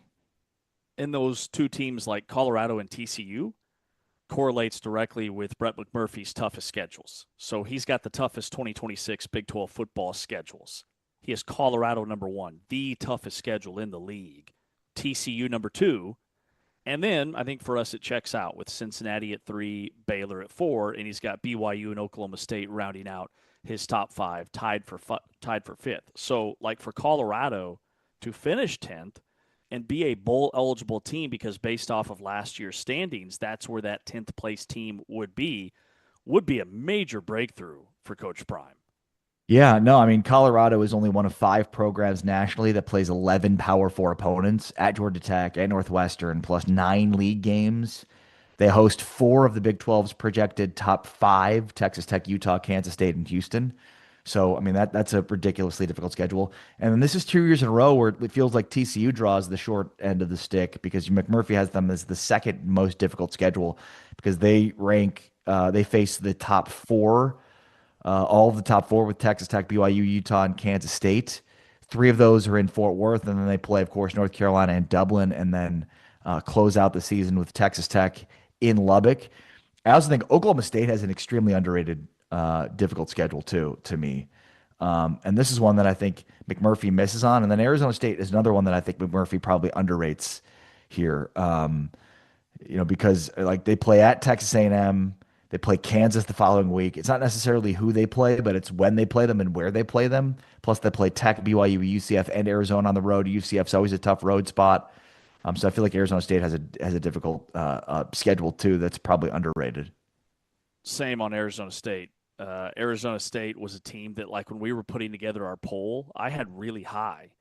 And then as we get into it and I look at their schedule, I'm thinking if they go 8-5 this year, like, Kenny Dillingham should be coach of the year in the league, because this year's schedule, and remember, like, the Big 12 scheduling matrix, it's a total refresh, total reset. Like, the teams that you played last year, you don't play this year for the most part. There's a couple common opponents, but it's completely different than what we saw last year. So when you look at our poll and then this, which team are you now least confident in once you factor in their schedule versus like their talent? Because like Colorado, I'm with you on Colorado. I think talent-wise, major upgrade from last year, could be a 7 or 8 win team. But then I look at their schedule and I'm like, my goodness, they could be uber talented compared to last year and go 6-6 because of how brutal it is. Yeah, no, I think Colorado is the number one team in that conversation because they're a team that you and I, or at least I, expect to have a surprise season this year, and it's the schedule that makes it difficult. I think TCU as well. Like we just talked with Phil Steele, he had TCU as a potential surprise team, which, his surprise teams would be teams that are not in his preseason top 10 that he thinks, could challenge for a playoff spot. He's got TCU there, despite, again, having a really difficult schedule where they have to travel to Dublin to play North Carolina, and they close out the year against Texas Tech in Lubbock. Yeah, TCU is the first team that comes to mind for me. Like North Carolina, until they prove otherwise, I'm going to assume that they're just a total mess. And then they have a bye week, and then Grambling State and Arkansas State, major trap game late September at UCF and BYU. But I could see them at like 4-1 out of the gate, where their schedule is maybe the gnarliest in the league of the last 4 weeks. Their last 4 games are at Arizona, Kansas State at home, Utah at home, and at Texas Tech. So health will be a major concern for TCU, but like their schedule the last 2 years was one of the easiest in the league. Remember? I mean, them winning 8 or 9 games shouldn't be a surprise. Almost felt like a letdown because of the schedule. And this year it totally flips, where now they've got one of the toughest in the league. Well, and the Big 12 has some really good non-conference games, and so how much does that play into it? We talked about Arizona State. They have the A&M game. Baylor has Auburn. Oklahoma State has Oregon. BYU has Notre Dame, right? So, like, how does that factor into these discussions too? Because in some cases, when you're looking at the toughest rankings, you're probably leaving some of those out. Like, if you don't have Oklahoma State in your top few schedules, like they're playing Oregon and Stillwater, in addition to the difficulty that they have throughout the season. So that's one to me that stands out. And then for me, like Texas Tech has the obvious easiest one. So does UCF. And I think Houston has a fairly easy schedule as well. And teams that run the table in the non-conference have a huge leg up on everybody else. I mean, Kansas State went 1-2 last year in the non-conference because their game against Arizona was still a pre-Big 12 realignment scheduled game that counted as a non-conference game. Like, if K-State goes 3-0, they're 8-4. They're coming off an 8-4 season versus 6-6. That looks very different, like when it comes to the narrative and what you're building towards for the future. So good stuff in terms of the toughest Big 12 college football schedules. All right, Lige Douzable, the NFL former defensive lineman, college football analyst for ESPN and CBS. He'll be up at Media Days. He'll chat with us after this timeout. We are powered by Modelo exclusively on TuneIn. Here comes the rush. Jackson off platform. Knocked down on the edge. Keyshawn Elliott running and hitting in space. It is 1st and goal. Play fake. Chapin rolling right. Chapin is being pursued, and instead of throwing it away, he takes a sack. So instead of throwing the ball away, he takes a loss of about 4. Hoover, nice pump fake, but trapped. Keyshawn Elliott again. Outstanding job by Keyshawn Elliott. In the last 9 red zone trips.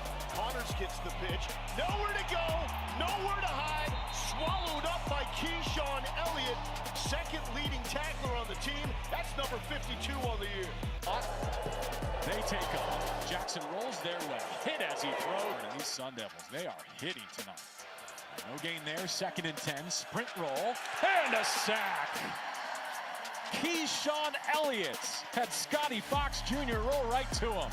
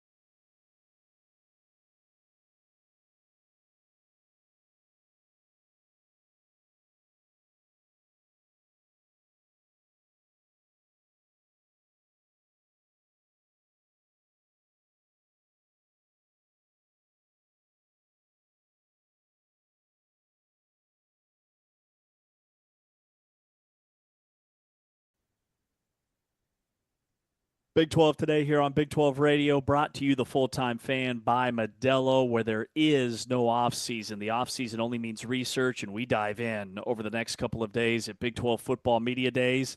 Lige Douzable, former UCF Knight, spent over a decade in the NFL, a college football analyst for ESPN and CBS, joins us here on Big 12 Radio. He'll be up at the Star in Frisco over the next 2 days.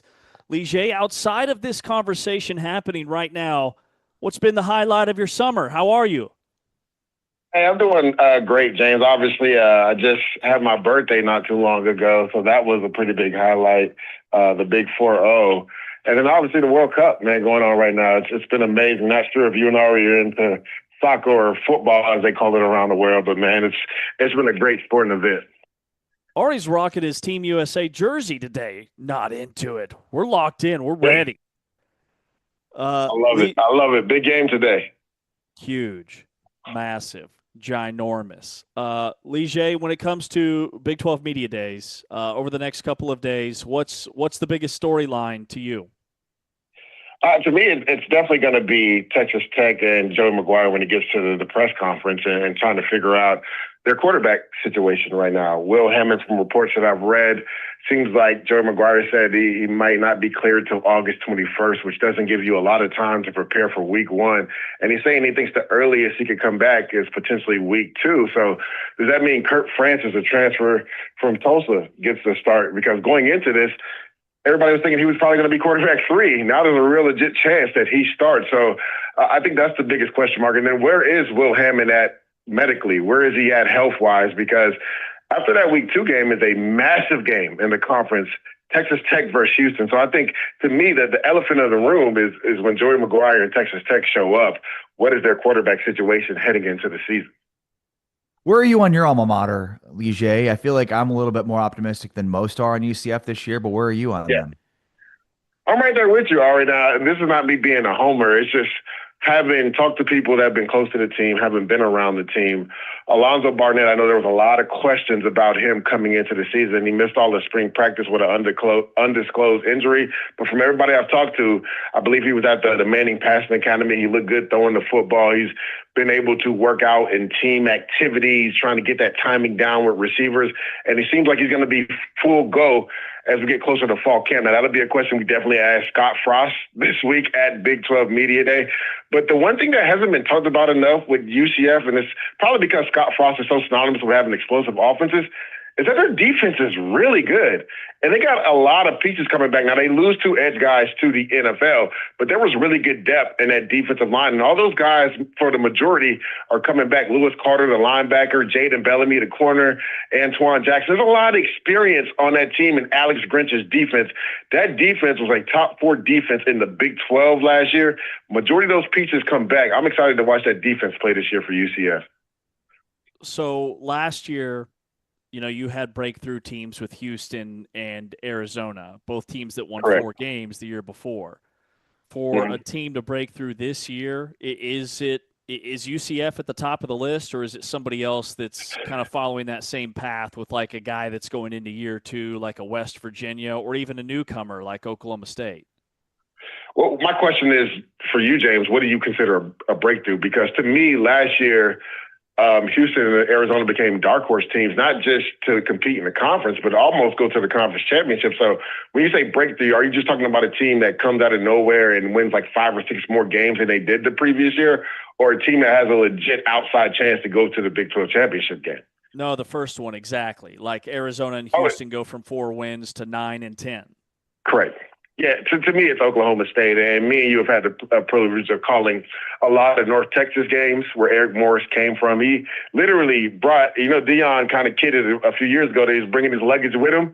That's literally what Eric Morris did at North Texas when talk about Caleb Hawkins, the running back, coming over, Wyatt Young, the receiver, and obviously Drew Mestonmaker, the quarterback. So there's going to be a lot of synergy there. And then Skylar Cassidy, getting a defensive coordinator to come over too was massive because that was the issue at North Texas. They could put up a boatload of points, but they really struggled on defense until Skylar Cassidy got there, and he's so inventive on that side of the football. I liken it to this, James. Most defenses dictate to what offenses do. But what Skylar Cassidy does, he makes the offense dictate to what his defense is doing. He gives you so many looks and so many things to prepare for. So if you're talking about a team like Oklahoma State that won 1 game last year that could win 8, maybe 9 games, I think Oklahoma State is that team to be a breakout team this year in the Big 12. DJ, who's a quarterback you're kind of looking forward to seeing this year that maybe is not on the radar as much as some of these other guys might be? That's a really good question. I would say J.C. French from Cincinnati. I know it's a name that a lot of people have heard of. I believe he was a transfer from Georgia Southern, comes over to Scott Satterfield and the Cincinnati Bearcats. They lose their quarterback, obviously, to the portal, and then ultimately he decides that he was going to go to the supplemental draft, but then gets denied there in Brendan Sorsby. J.C. French is an interesting guy because Coach Satterfield has had has done a really good job of developing FCS Division II receivers. And when you look at that roster, there's more guys on that roster from Division II and FCS that are looking to step their game up. We saw it with Jeff Caldwell last year for Cincinnati. Now with J.C. French and his ability to not only run the ball, but be accurate throwing the football. And I've heard great things coming out of Cincinnati Bearcat camp, and a lot of people are talking about the Bearcats. I think J.C. French, for a guy that nobody has been talking about throughout Big 12, when you talk about all the quarterbacks that are coming into this conference, he's one name that I'm intrigued to watch this year. All right, so we did our preseason Big 12 Today consensus poll where Ari and I both submitted polls to Taman, and then we debated on air and kind of made the case for different teams at different spots. And we had Cincinnati dead last. We had them 16th in the consensus poll. Yeah. Is that way too low? I just think West Virginia is still going to be fighting an uphill battle. Obviously, they're in a quarterback battle with Scotty Fox and also Michael Hawkins coming over from Oklahoma. A lot of youth and then just so much turnover. Just from last year, they had a lot of turnover when Rich Rod came over there, but now even more turnover this year. I think they're going to struggle. I wouldn't be mad at you guys having Cincinnati at the bottom. They did lose a lot this offseason via the draft and then obviously the portal as well. But watch out for Scott Satterfield. Again, I don't think they'll muddle right around probably 5, maybe 6 wins. They could potentially only win 4 games, but I don't think they're a 16th team in the Big 12. What new coach are you most excited about? I mean, you mentioned Eric Morris in Oklahoma State, that situation. So I guess let's put him to the side. Who else you know excited to talk with? James will like this one. Colin Klein, man, going back home. I mean, what a story, right? A guy that bled, sweated, probably shed tears at Kansas State, played the quarterback position. And the funny thing is, when you look at him, he kind of reminds you of Avery Johnson from when he played at Kansas State. So I thought that was a great hire by Kansas State to hire him back to where the school is giving him so much. And he's also going to be able to develop Avery Johnson and turn into that player that we all expected Avery Johnson to be after playing some his freshman year, then playing really good his sophomore year, kind of taking a step back. Let's see if he can get him back to that player that is explosive, not only throwing the ball, but running the ball as well. So I think Colin Klein going back to Kansas State, I'm really excited. I know James is excited that he's back as well. And it'll be rocking in Manhattan, Kansas this year. Yeah, we're pumped up. They've got a light schedule too. I like the way things are rounding into form. We had K-State number 4 in our preseason poll, probably. Not mad at it. Not mad at it at all. Yeah. I think right about there. Because consensus, right? Assuming Will Hammond is healthy, you would have to say Texas Tech, BYU are up there. And then maybe you, for that third place team, that's where you're talking about maybe Arizona, Houston, Kansas State in that area. And I think even Utah, but I think Utah might actually take a step back this year as well. Let's not forget they got a new offensive coordinator. Devin Dearpier was with Jason Beck for the last 2 years. He's not with him. He's with Coach McGibbon. So he's got to learn a new offense as well. And then they did lose 2 first-round offensive tackles to the NFL draft. So anytime that happens, there probably going to be an acclimation period for Utah. Now, I think they'll be really, really good still. Obviously, a massive game at home versus BYU this year that could determine a lot of things in the Big 12. But I would have Kansas State right around that area, vying for that 3rd, 4th, 5th spot in the Big 12. What are you telling Cowboys fans about Malachi Lawrence? Oh, I mean, you guys should be excited. This is a guy going into the draft, and this is not me being a homer. I thought he had the highest upside as a rusher because the things that he did naturally as far as getting to his second move, you see so many times if guys don't win on their first move, they're done, Ari. But this is a guy that naturally had counters on top of counters on top of counters to get to the quarterback. So when you're talking about from a development standpoint, and just talking to different NFL scouts and front office people, a lot of people had this guy as a first round. Now, obviously, he did go in the first round. But I know going into the process, a lot of people were like, this is not like how Lawrence dude is starting to pick up steam. And I'm like, nah, people have been talking about him. You just haven't watched UCF football because they've struggled on offense, but the defense has been really good. So really excited for him being with Christian Parker, the defensive coordinator who comes from the Vic Fangio tree. They're going to use his skill set really well as far as a rusher, and he shows the ability, obviously, in the 3-4 to drop in pass coverage. He did some of that at UCF as well. So really excited with him, and then obviously getting Caleb Downs, in the first round before him. I thought that was a home run first-round draft by the Dallas Cowboys. All right, I got to ask you that then because, you've got the experience. I feel like dropping a edge rusher into coverage is such a waste. Now, I know as a former, how often – did you do it? How much did you dislike it? I don't know. What's your take on that? I didn't mind if it was less than 3 times a game. If it was over 3, we got a problem, right? Because you don't want your best pass rushers going backwards. You want them going forward. And that's always the rule of thumb. But you have to show it enough on tape, Ari, for teams to respect it, right? If they know that dude's rushing every single time and you're a 3-4, and for people that don't understand what that means, that's 3 big defensive linemen up front, and then you have 4 linebackers, and those 2 outside linebackers are essentially edge guys. You want to keep the offense guessing whether they're coming or they're blitzing, right? So you want to give them different looks up front. Sometimes you show up in a 4-3 or 3-4, and that's just a way to keep the offense honest. So I never minded it, Ari, as long as it was 3 times or less. That was it. 3 times or less. That's awesome. Lige Douzable played over a decade in the NFL, so he knows ball. Joins us here on Big 12 today. All right, Lige, at Media Days over the next couple of days, we've been talking about, who are the Big 12 poster boys? With Sorsby out of the equation, who are the biggest names that the league should really lean into over the next 2 days? Noah Papita for sure for Arizona. I believe he's right under 900 yards to take over the all-time passing record from Nick Foles at Arizona. He's just a great story because in this era of college football, James and Ari, it's rare for a kid to stay in one place that long. Teams had to be vying for his services, and he stayed because of loyalty, and it's proven well, right? Brett Brennan really was able to put his handprint on the culture in the second year, and we talked about it, right? For them to be +5 in the win margin from the year before and also be dark horses this year. They got a lot of experience coming back in the receiver room. Now their top 2 guys are gone, but receiver 3, 4, and 5 are coming back, and they have a ton of experience. They have experience in the running back room now. The secondary got gutted by the NFL, but they still got some good players on that side of the ball as well. So Noah Fafita for sure. I'm going to give a name that James is going to like, but not a lot of people talk. Joe Jackson. I was thoroughly impressed calling the Kansas State games last year, and just knowing Colin Klein and how he likes to implement the run game. I think Joe Jackson is going to be such a big part of what they do at Kansas State. Look for him to really blow up. I honestly believe he could have a trajectory like L.J. Martin had last year. And I know that's saying a lot because L.J. Martin was the Offensive Player of the Year, but I think Joe Jackson can do that. And he also showed that he's not just a first and second down back. He showed he can catch the ball out of the backfield. So Joe Jackson is another name that I'm really excited. And I'll give you one more.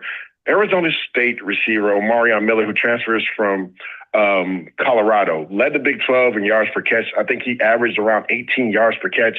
One of the best contested catch receivers in college football. And with Cutter Boley, looks like he most likely will win the job. Having a young quarterback, there's nothing better when you could just throw the ball up and your receiver can go pluck it out of the air. So Omarion Miller, those are the 3 guys I think guys should really hone in on. Yeah. Last one for me, and that's, let's talk about pass rushing since that's the specialty of yours. Anybody that you've got your eye on that you're excited to see this year? Oh, A.J. Holmes, without a doubt, man. The big man in the middle for Texas Tech now. We've seen 2 years consecutively that they've done a really good job in the transfer portal bringing in new players. And now A.J. Holmes will be the second year in the system after being a second-team All-American. This guy has first step quickness, and usually when you talk about pass rushers, you talk about the edge, but I'm going to give some love to the big guy in the middle. I think he can be game-changing for Texas Tech like he was last year. And I'm going to give you one more name that I believe James will like too, because he now plays for his alma mater, Wendell Gregory, man. Yes. This dude, we called this game week 1 versus UT Martin, and he tied the freshman Big 12 sack record for sacks in the game with Alden Smith with 3 versus UT Martin. I believe he had 12 or 13 tackles for loss, so very explosive. I think he takes off this year. So those are the 2 pass rushers I'm going to keep my eye on this year. Yeah, and he had those 3 sacks and a half if you remember right. Correct. And, Correct. the point I've been making with him, and I want to see if you agree, is like Oklahoma State's defense, teams were just gashing them on the ground. So Oklahoma State didn't have a ton of like passing defense snaps. So for Wendell Gregory to have those type of numbers in that defense just magnifies how big of a season he had. Well, it also shows, James, that he's not a one-trick pony. Sometimes you're worried about a guy just being a pass rush specialist. That's not what he is. We talked about the 12 tackles for losses. I believe he was the defensive freshman of the year in the Big 12 because he is a complete player. So that was a major get for you guys. I think he's going to take off. His body type, and I said this during the broadcast when we were watching the UT Martin game, and I hope this doesn't age me, he kind of plays like a slinky. He's able to just slither through stuff and get in the backfield, and he has such a strong lower half and so explosive that he kind of does remind you of Alden Smith, the way that he's built. So I think he's going to take off this year for sure. Yeah, he's a beast, man. I'm pumped. I'm excited. All right, Lige, we'll see you tomorrow up at the Star at Media Days. Can't wait to see you guys. Lige Douzable played over a decade in the NFL. Former defensive lineman for the UCF Knights, now works for CBS and ESPN, and he'll be at the desk for our friends on Big 12 Studios tomorrow as they preview each and every team, just like us on the audio side. With Ari Timken, I'm James Westling. Coming up next, Big 12 ratings. Who are the best overall players in the league according to EA Sports? This is Big 12 Today on Big 12 Radio, heard exclusively on TuneIn.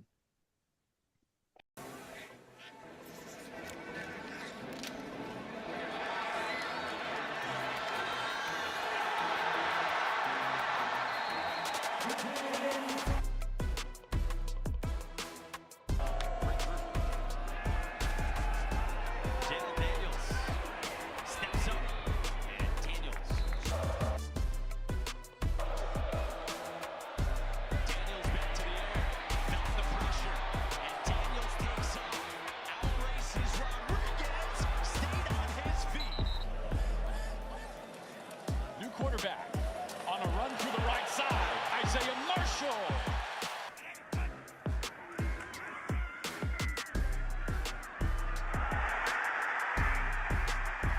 He's been through it quite a long time ago. He's here in year 6. Nice catch. Henderson off to the races with a vapor trail behind him.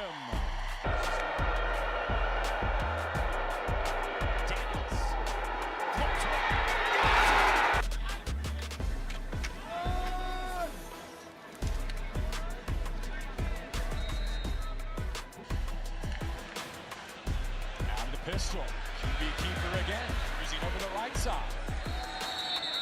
First down on 2nd and short. And what do you make of the decision from Jim Zabrowski to kind of change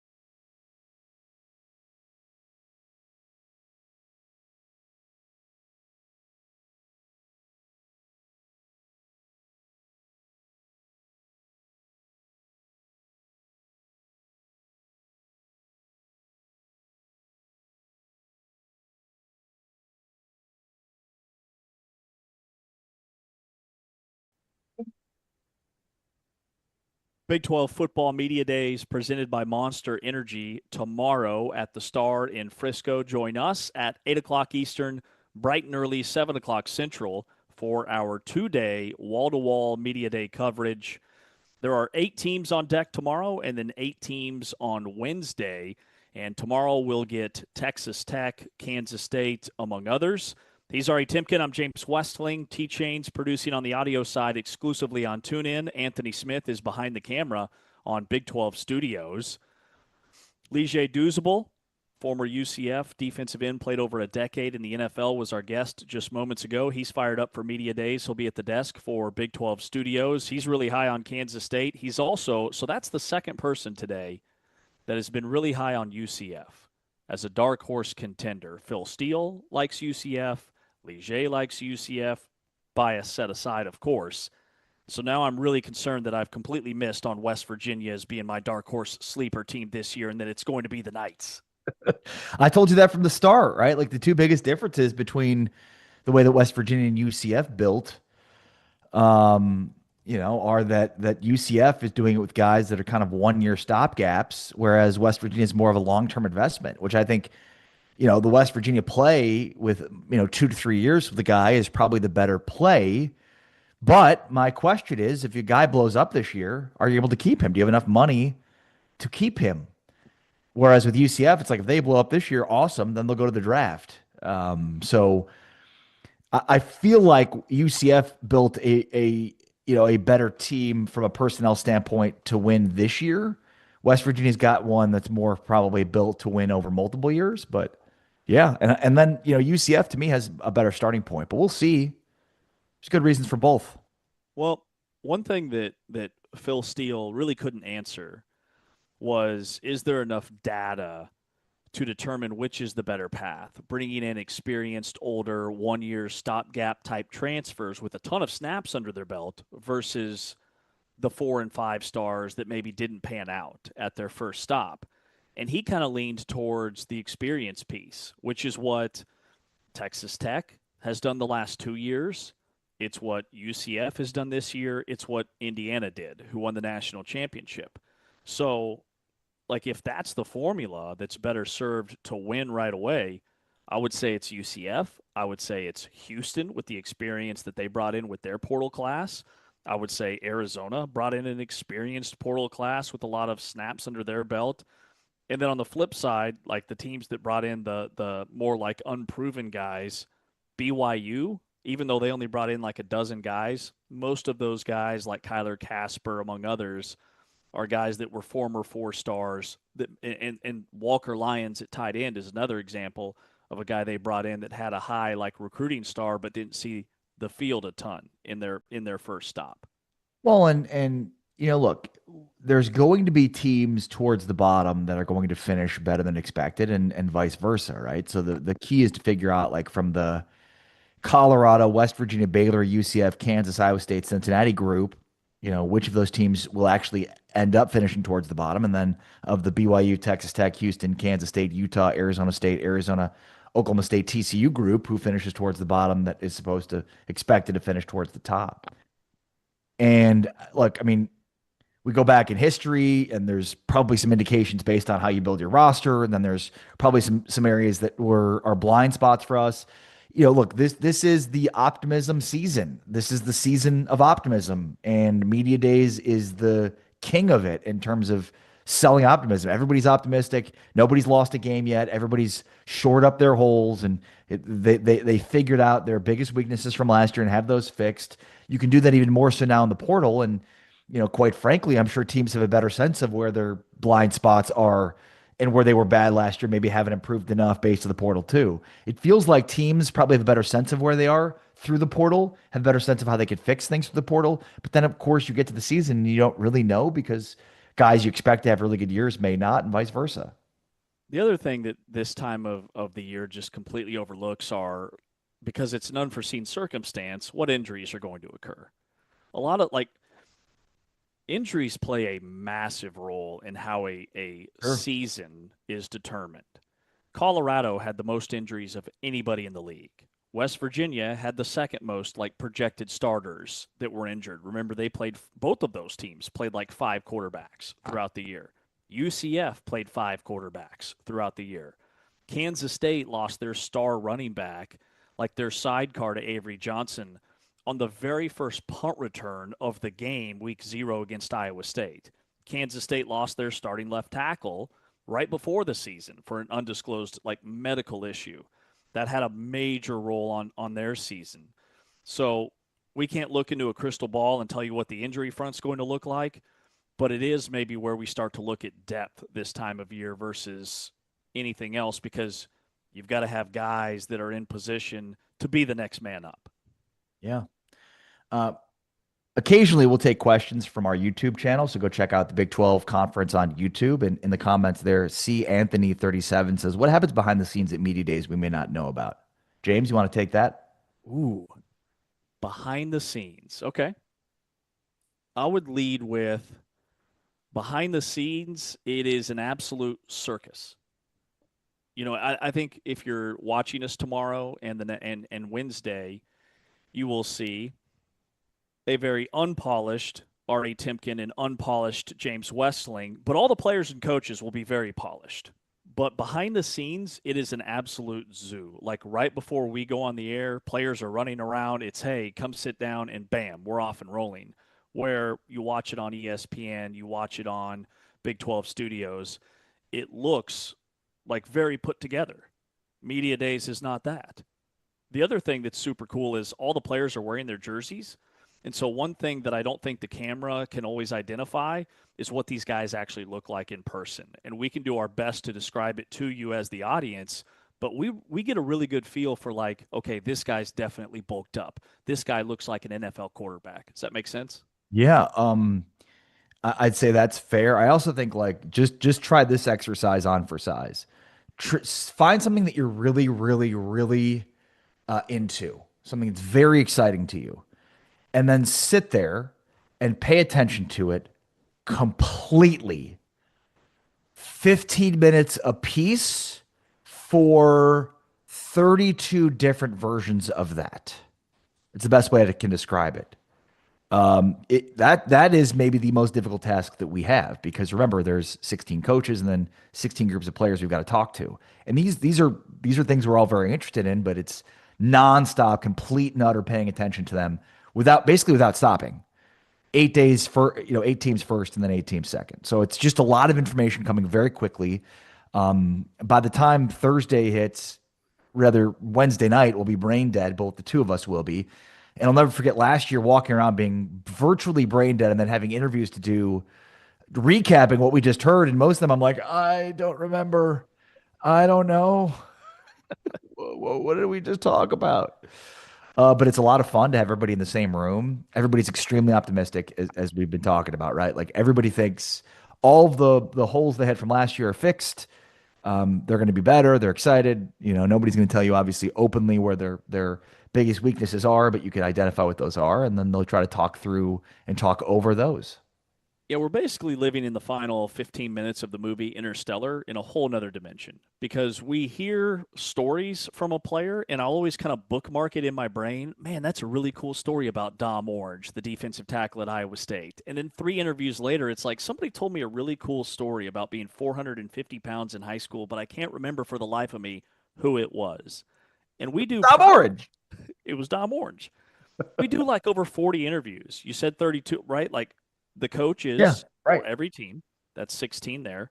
And then the players for every team, that's 32. But then we also grab the commissioner. We'll talk with Scott Draper, who oversees the scheduling matrix. Last year, we talked with like the Big 12 conference attorney about all the NIL transfer portal, collective bargaining stuff. She's now the SEC attorney, by the way. Yeah. We talked with Brock Osweiler. We talked with Matt Berry. We talked with Chris Budden. Like just anybody who's there, T-Chains will be grabbing and bringing them over to our table, and it'll be, okay, let's do this. Let's dive in. Let's take a deep breath.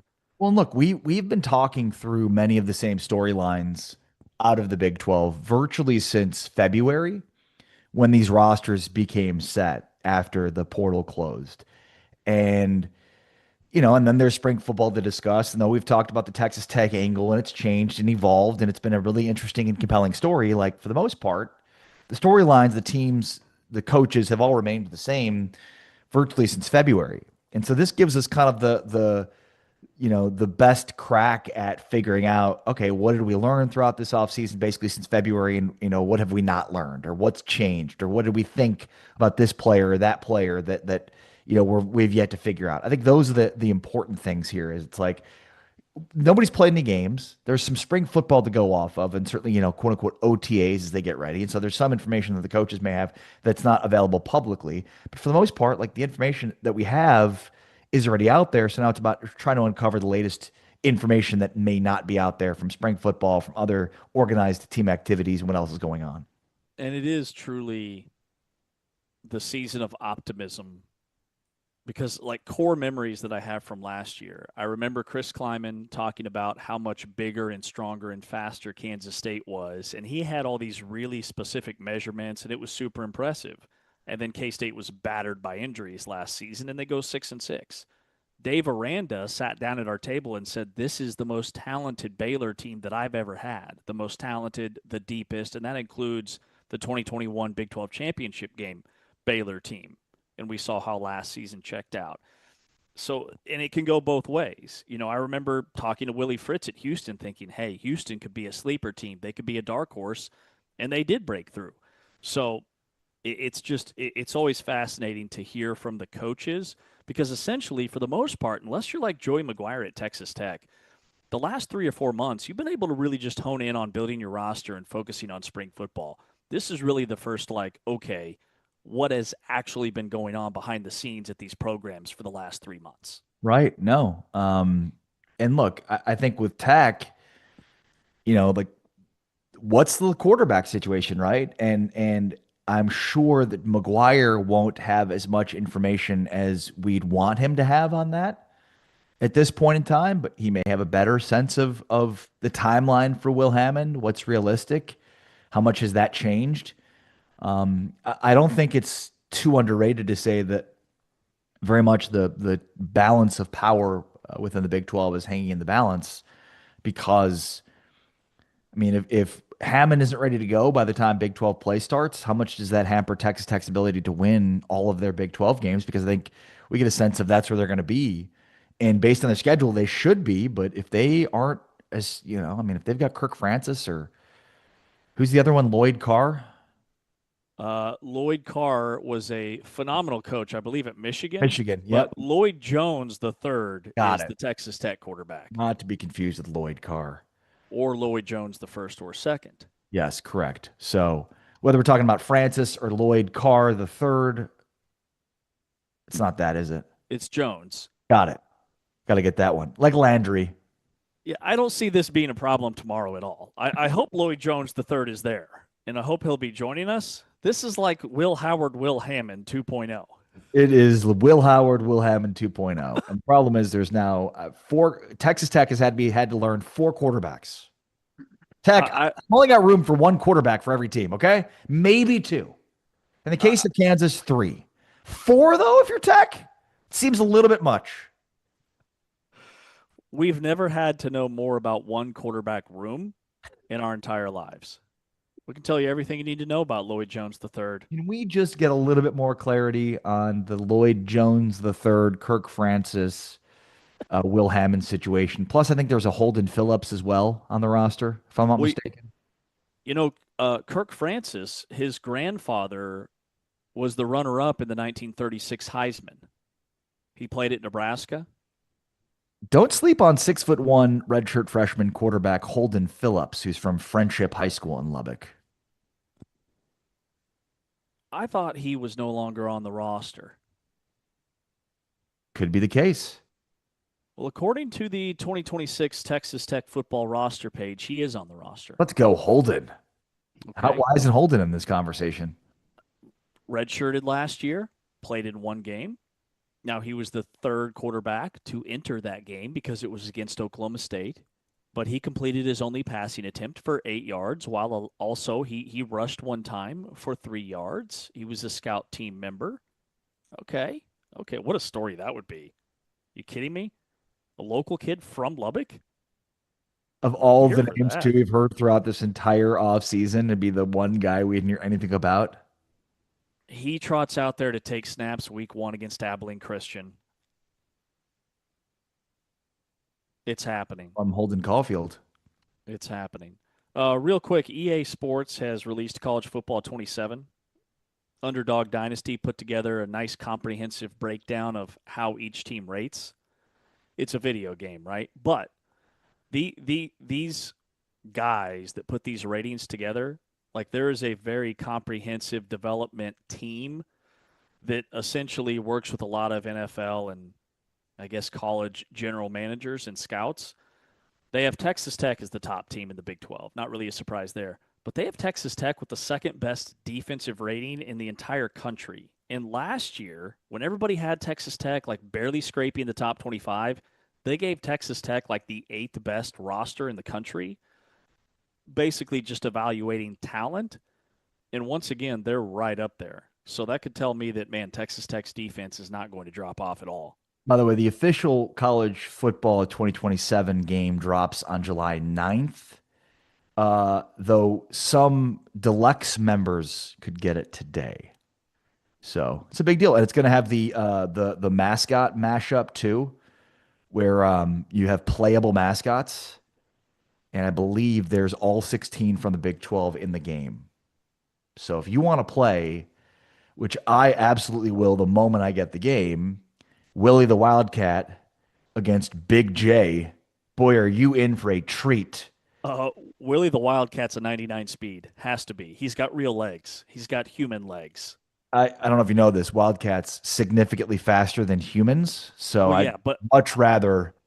I'm Again, comparing. my issue with Willie the Wildcat is the characteristics of the Wildcat you'd want, you don't have. You've got these puny human legs and puny human arms when you'd really like the Wildcat body and speed of the Wildcat. You like the brain of the human with the Wildcat body. Kansas State's like, no, we'll do the opposite. We'll give them the puny human body and that horrible Wildcat brain. Why would you want the worst of the two? Dude, he's lightning quick, okay? Those bird legs aren't going to be able to keep up. Pistol Pete's wearing pants. It's 100 degrees outside. That's not going to hang on a football field. Are you kidding me? That AstroTurf is blazing hot. Willie the Wildcat's going to steamroll people.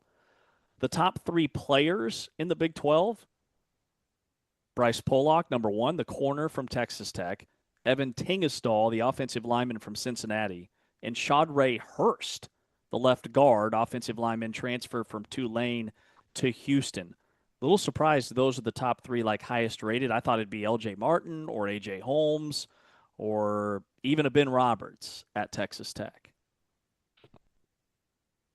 Yeah, and I was trying to think through who should be the top rated player in the Big 12. Like that, it surprises me that it'd be, Pollock, Tingesdahl, and Hurst. And not that I'm surprised those players would be the top, because I would have expected those players to be really good. I probably would think of L.J. Martin, to your point, would be the highest rated and probably should. I would think of Terrence Carter. I would think of A.J. Holmes. I would think of Bear Bachmeier. I would think of Danny Scudero. Yeah, I think there's a few others that I would think of it just in terms of like the overall rating. Do you know how high those ratings are? Yeah, they've got those 3 at 93 overall. And How then many the next, 99s are they handing out? That's a great question. Not many, I don't think. And They've then got who's the quarter? Okay, who's the highest rated quarterback in this list? Yeah, it's Noah Fafita. Noah Fafita is a 90. And then let's see, Bear Bachmeier, they have Bear Bachmeier at an 84. Feels like Avery Johnson should be higher than that. Avery Johnson is an 88. Yeah, because speed wise, it feels like he can move. Feels like he's a guy that should be pretty high on that list based on just how fast he is. Yeah, Drew Mestamaker's an 89. Devin Dampier's an 89. So their top 3 quarterbacks are Noah Fafita, Devin Dampier, and Drew Mestamaker. We'll see if it holds up during the season. All right, he's Ari Timken. I'm James Westling. We'll wrap up the show coming up next. This is Big 12 Today, getting ramped up for Big 12 Football Media Days, exclusively on TuneIn. And And a quick slant again that's caught, and look out. Kobe Prentice, his second catch of the early hours of this one in the evening. Yards. And the one miscue. Oh, no miscue there. Touchdown, Kobe Prentice. His 6th of the year. Only 17 catches. All he does is catch touchdown. Offset right as Robertson begins his drive, steps up in the pocket. He pushes vertical. That's complete. Already inside the 30 of Houston. Sawyer did a great job navigating that pocket, but watch Prentice on the back end. The route on the outside buys up one of the. We're aided. A bounce from Oklahoma State. Wide open. Running free. Kobe Prentice. Give the man 6. Just speed. We talk about speed. Nothing to it. Just one right pass. Dylan Smith, the safety, who just squatting on it. It's something this offense is lacking a week ago versus Arizona State in the end. Pass again, this time. Into the end zone it goes. Completion to Kobe Prentice. Touchdown for the Bears.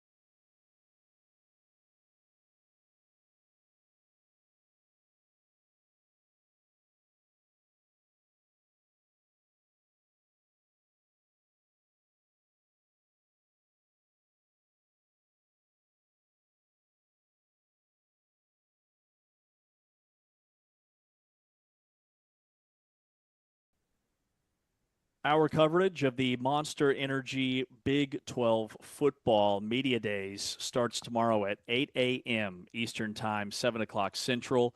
We'll be with you live for an hour, and then we dive into all of our sit-down interviews with players and coaches. Later on today, you can hear the Quarterback Power Hour, sponsored by Modelo. For you full-time fans, that's at 2 o'clock this afternoon Eastern Time, 1 o'clock Central. Oklahoma State quarterback Drew Mestemaker is going to be on the program. Arizona quarterback Noah Fafita and BYU signal caller Bear Bachmeyer will be at 2 o'clock Eastern. And then at 3 o'clock Eastern, L.J. Martin, the BYU running back, Caleb Hawkins, the running back for Oklahoma State, and Arizona safeties coach Brett Arcee.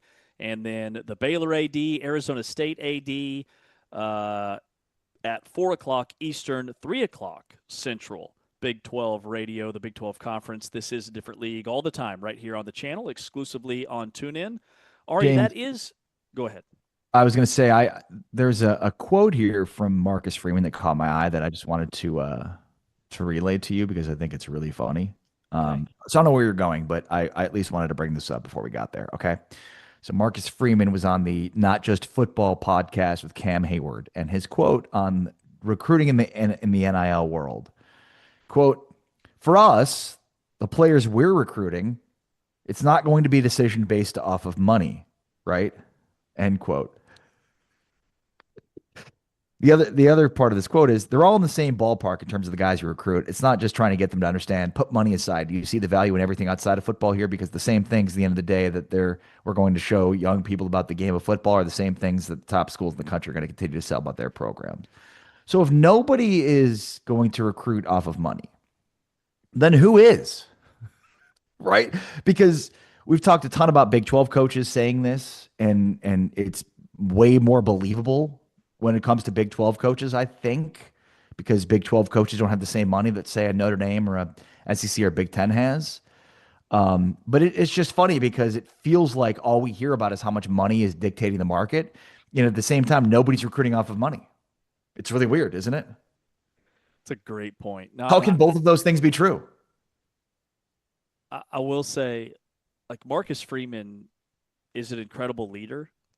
And maybe when it comes down to, like, do I sign for $4 million at Notre Dame versus $4 million at Ohio State? That's where maybe it doesn't come down to money. But you're even in you're on that playing field because of money. Whereas in the Big 12, I don't want to say it's a more level playing field, but I think there are schools that are recruiting against one another within this league that have similar price points to where it doesn't come down to money. It comes down to, I guess, and like that's the part we don't know. How similar are these offers, right? Like Drew Mestemaker, for example, at Oklahoma State. $7.5 million over 2 years. They made that very public. What were his offers at other programs? Were they 7, 8 million? Or like if he's looking at a $12 million offer, then yeah, that's a very different story versus if they're in the same ballpark, the price points. Yeah. And like, just again, it's the same idea of like, collectively, all the coaches talk about how crazy the money's getting. And, we're just not gonna be able to compete if the rosters hit this amount. And then at the same time, you've got basically all the coaches saying like, yeah, but we don't recruit on money. They're not coming here to get money. No school is doing that, apparently. So on one hand, everybody's upset that there's so much money and that you need a certain amount of dollars in order to be in the conversation. But simultaneously, none of the kids are signing for money at these specific schools. How can both of those things be true? Or maybe, just maybe, money isn't the biggest problem here. It's just being made into a larger problem. I would say there's probably some kids that absolutely want to go to the highest bidder. And then I would say that there's also probably some kids that will view fit, coaching, roster, program, school over money, almost like it's always been. Almost. Always. I would love to see one of these Big 12 coaches sit down with us tomorrow and just lay it all out there. Say, yeah, we got a top 7 portal class. There are several schools in the top 10. So this isn't just targeting one over another.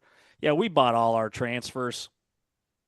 We said, come here, we piss excellence. Here's a bag full of cash. What Tech does, right? Elite scouting department. Elite Come here, we scouting piss department. excellent. Well, and I mean, I wasn't being facetious. I mean, you could argue that's what Tech does, but they're spending money on the right players, right? And it is sort of funny too. Like, part of this is you're not supposed to be going places for money. So I think most of these coaches are incentivized to be like, no, they're not. Please, Notre Dame. They don't come to Notre Dame for the money. They come to Notre Dame for the academics or for the program or whatever. I mean, I'm not saying they don't. I'm just simply saying, like, everybody else is operating that same exact way. So money isn't as big of a problem as you're saying it is, right? That's my point. No, totally. And I think, like, the programs that spend their money the wisest in terms of identifying fit and talent are the ones that are winning. Like, the gap between Indiana and Purdue, they have the same budget. Okay, Purdue made as much money as Alabama last year. Why does Purdue suck so bad? I think there's a lot of reasons for it. And why can't Purdue win at a level like even some schools in the Big 12 or the ACC? Like, that's what blows my mind. These schools that are in the Big 10 and the SEC that aren't any good at, like, anything. What are they doing with all that money? What are you doing? Why aren't you good at anything? It makes no sense to me. Yeah, first question. You guys have money. What's the deal? Why are you so bad at everything? Right? Like, how is Follow up. Rutgers Huh? so in debt? Right. Bad jersey deal? I don't understand it. World Cup, USA got a win over the weekend, right? Our guy, he's going to play? Yeah, and there's apparently a lot of people upset about this. Balogun, who's the best player for the U.S. and maybe the best player the U.S. has ever had, certainly the most exciting, is going to play tonight. His red card was suspended, meaning he's eligible to play. And now I'm seeing on social media, people are arguing about whether or not he should be. And then there's like the Sorsby comps, and I'm like, whoa, he's not like, what? How have we jumped that far off the road here? Like, the fact that he was even handled a red card and had to sit out for the U.S. had to beat up one goal in a knockout round game, playing 35 minutes with one less player. And like, so 10 and 11 for 35 minutes. They survived that. They even scored a goal despite that on a free kick. And even with that, they're getting him back, which should be celebrated. And people are like, oh, no, this is not right. Like, what? Does anybody have any idea how corrupt FIFA is? Like, the amount of times that FIFA has worked against the United States, I'm certainly happy for this thing to finally come to fruition for the United States. No kidding. I don't give a rat's behind for any reason for him not to play. Like, no, absolutely not. He shouldn't have been kicked out of the game in the first place. It wasn't a red card in the first place. Like, bro, watch a documentary on FIFA. You'll learn everything you need to know. All right, that's going to do it for this edition of Big 12 Today. We are back tomorrow at Big 12 Football Media Days, 8 a.m. Eastern, 7 o'clock Central. We'll be live on location at the Star in Frisco. For Ari Timken, I'm James Westling. For T-Chains, behind the scenes on the audio side, Anthony Smith behind the camera. That's a box dance, and that's how we're going to wrap up this edition of Big 12 Today on Big 12 Radio.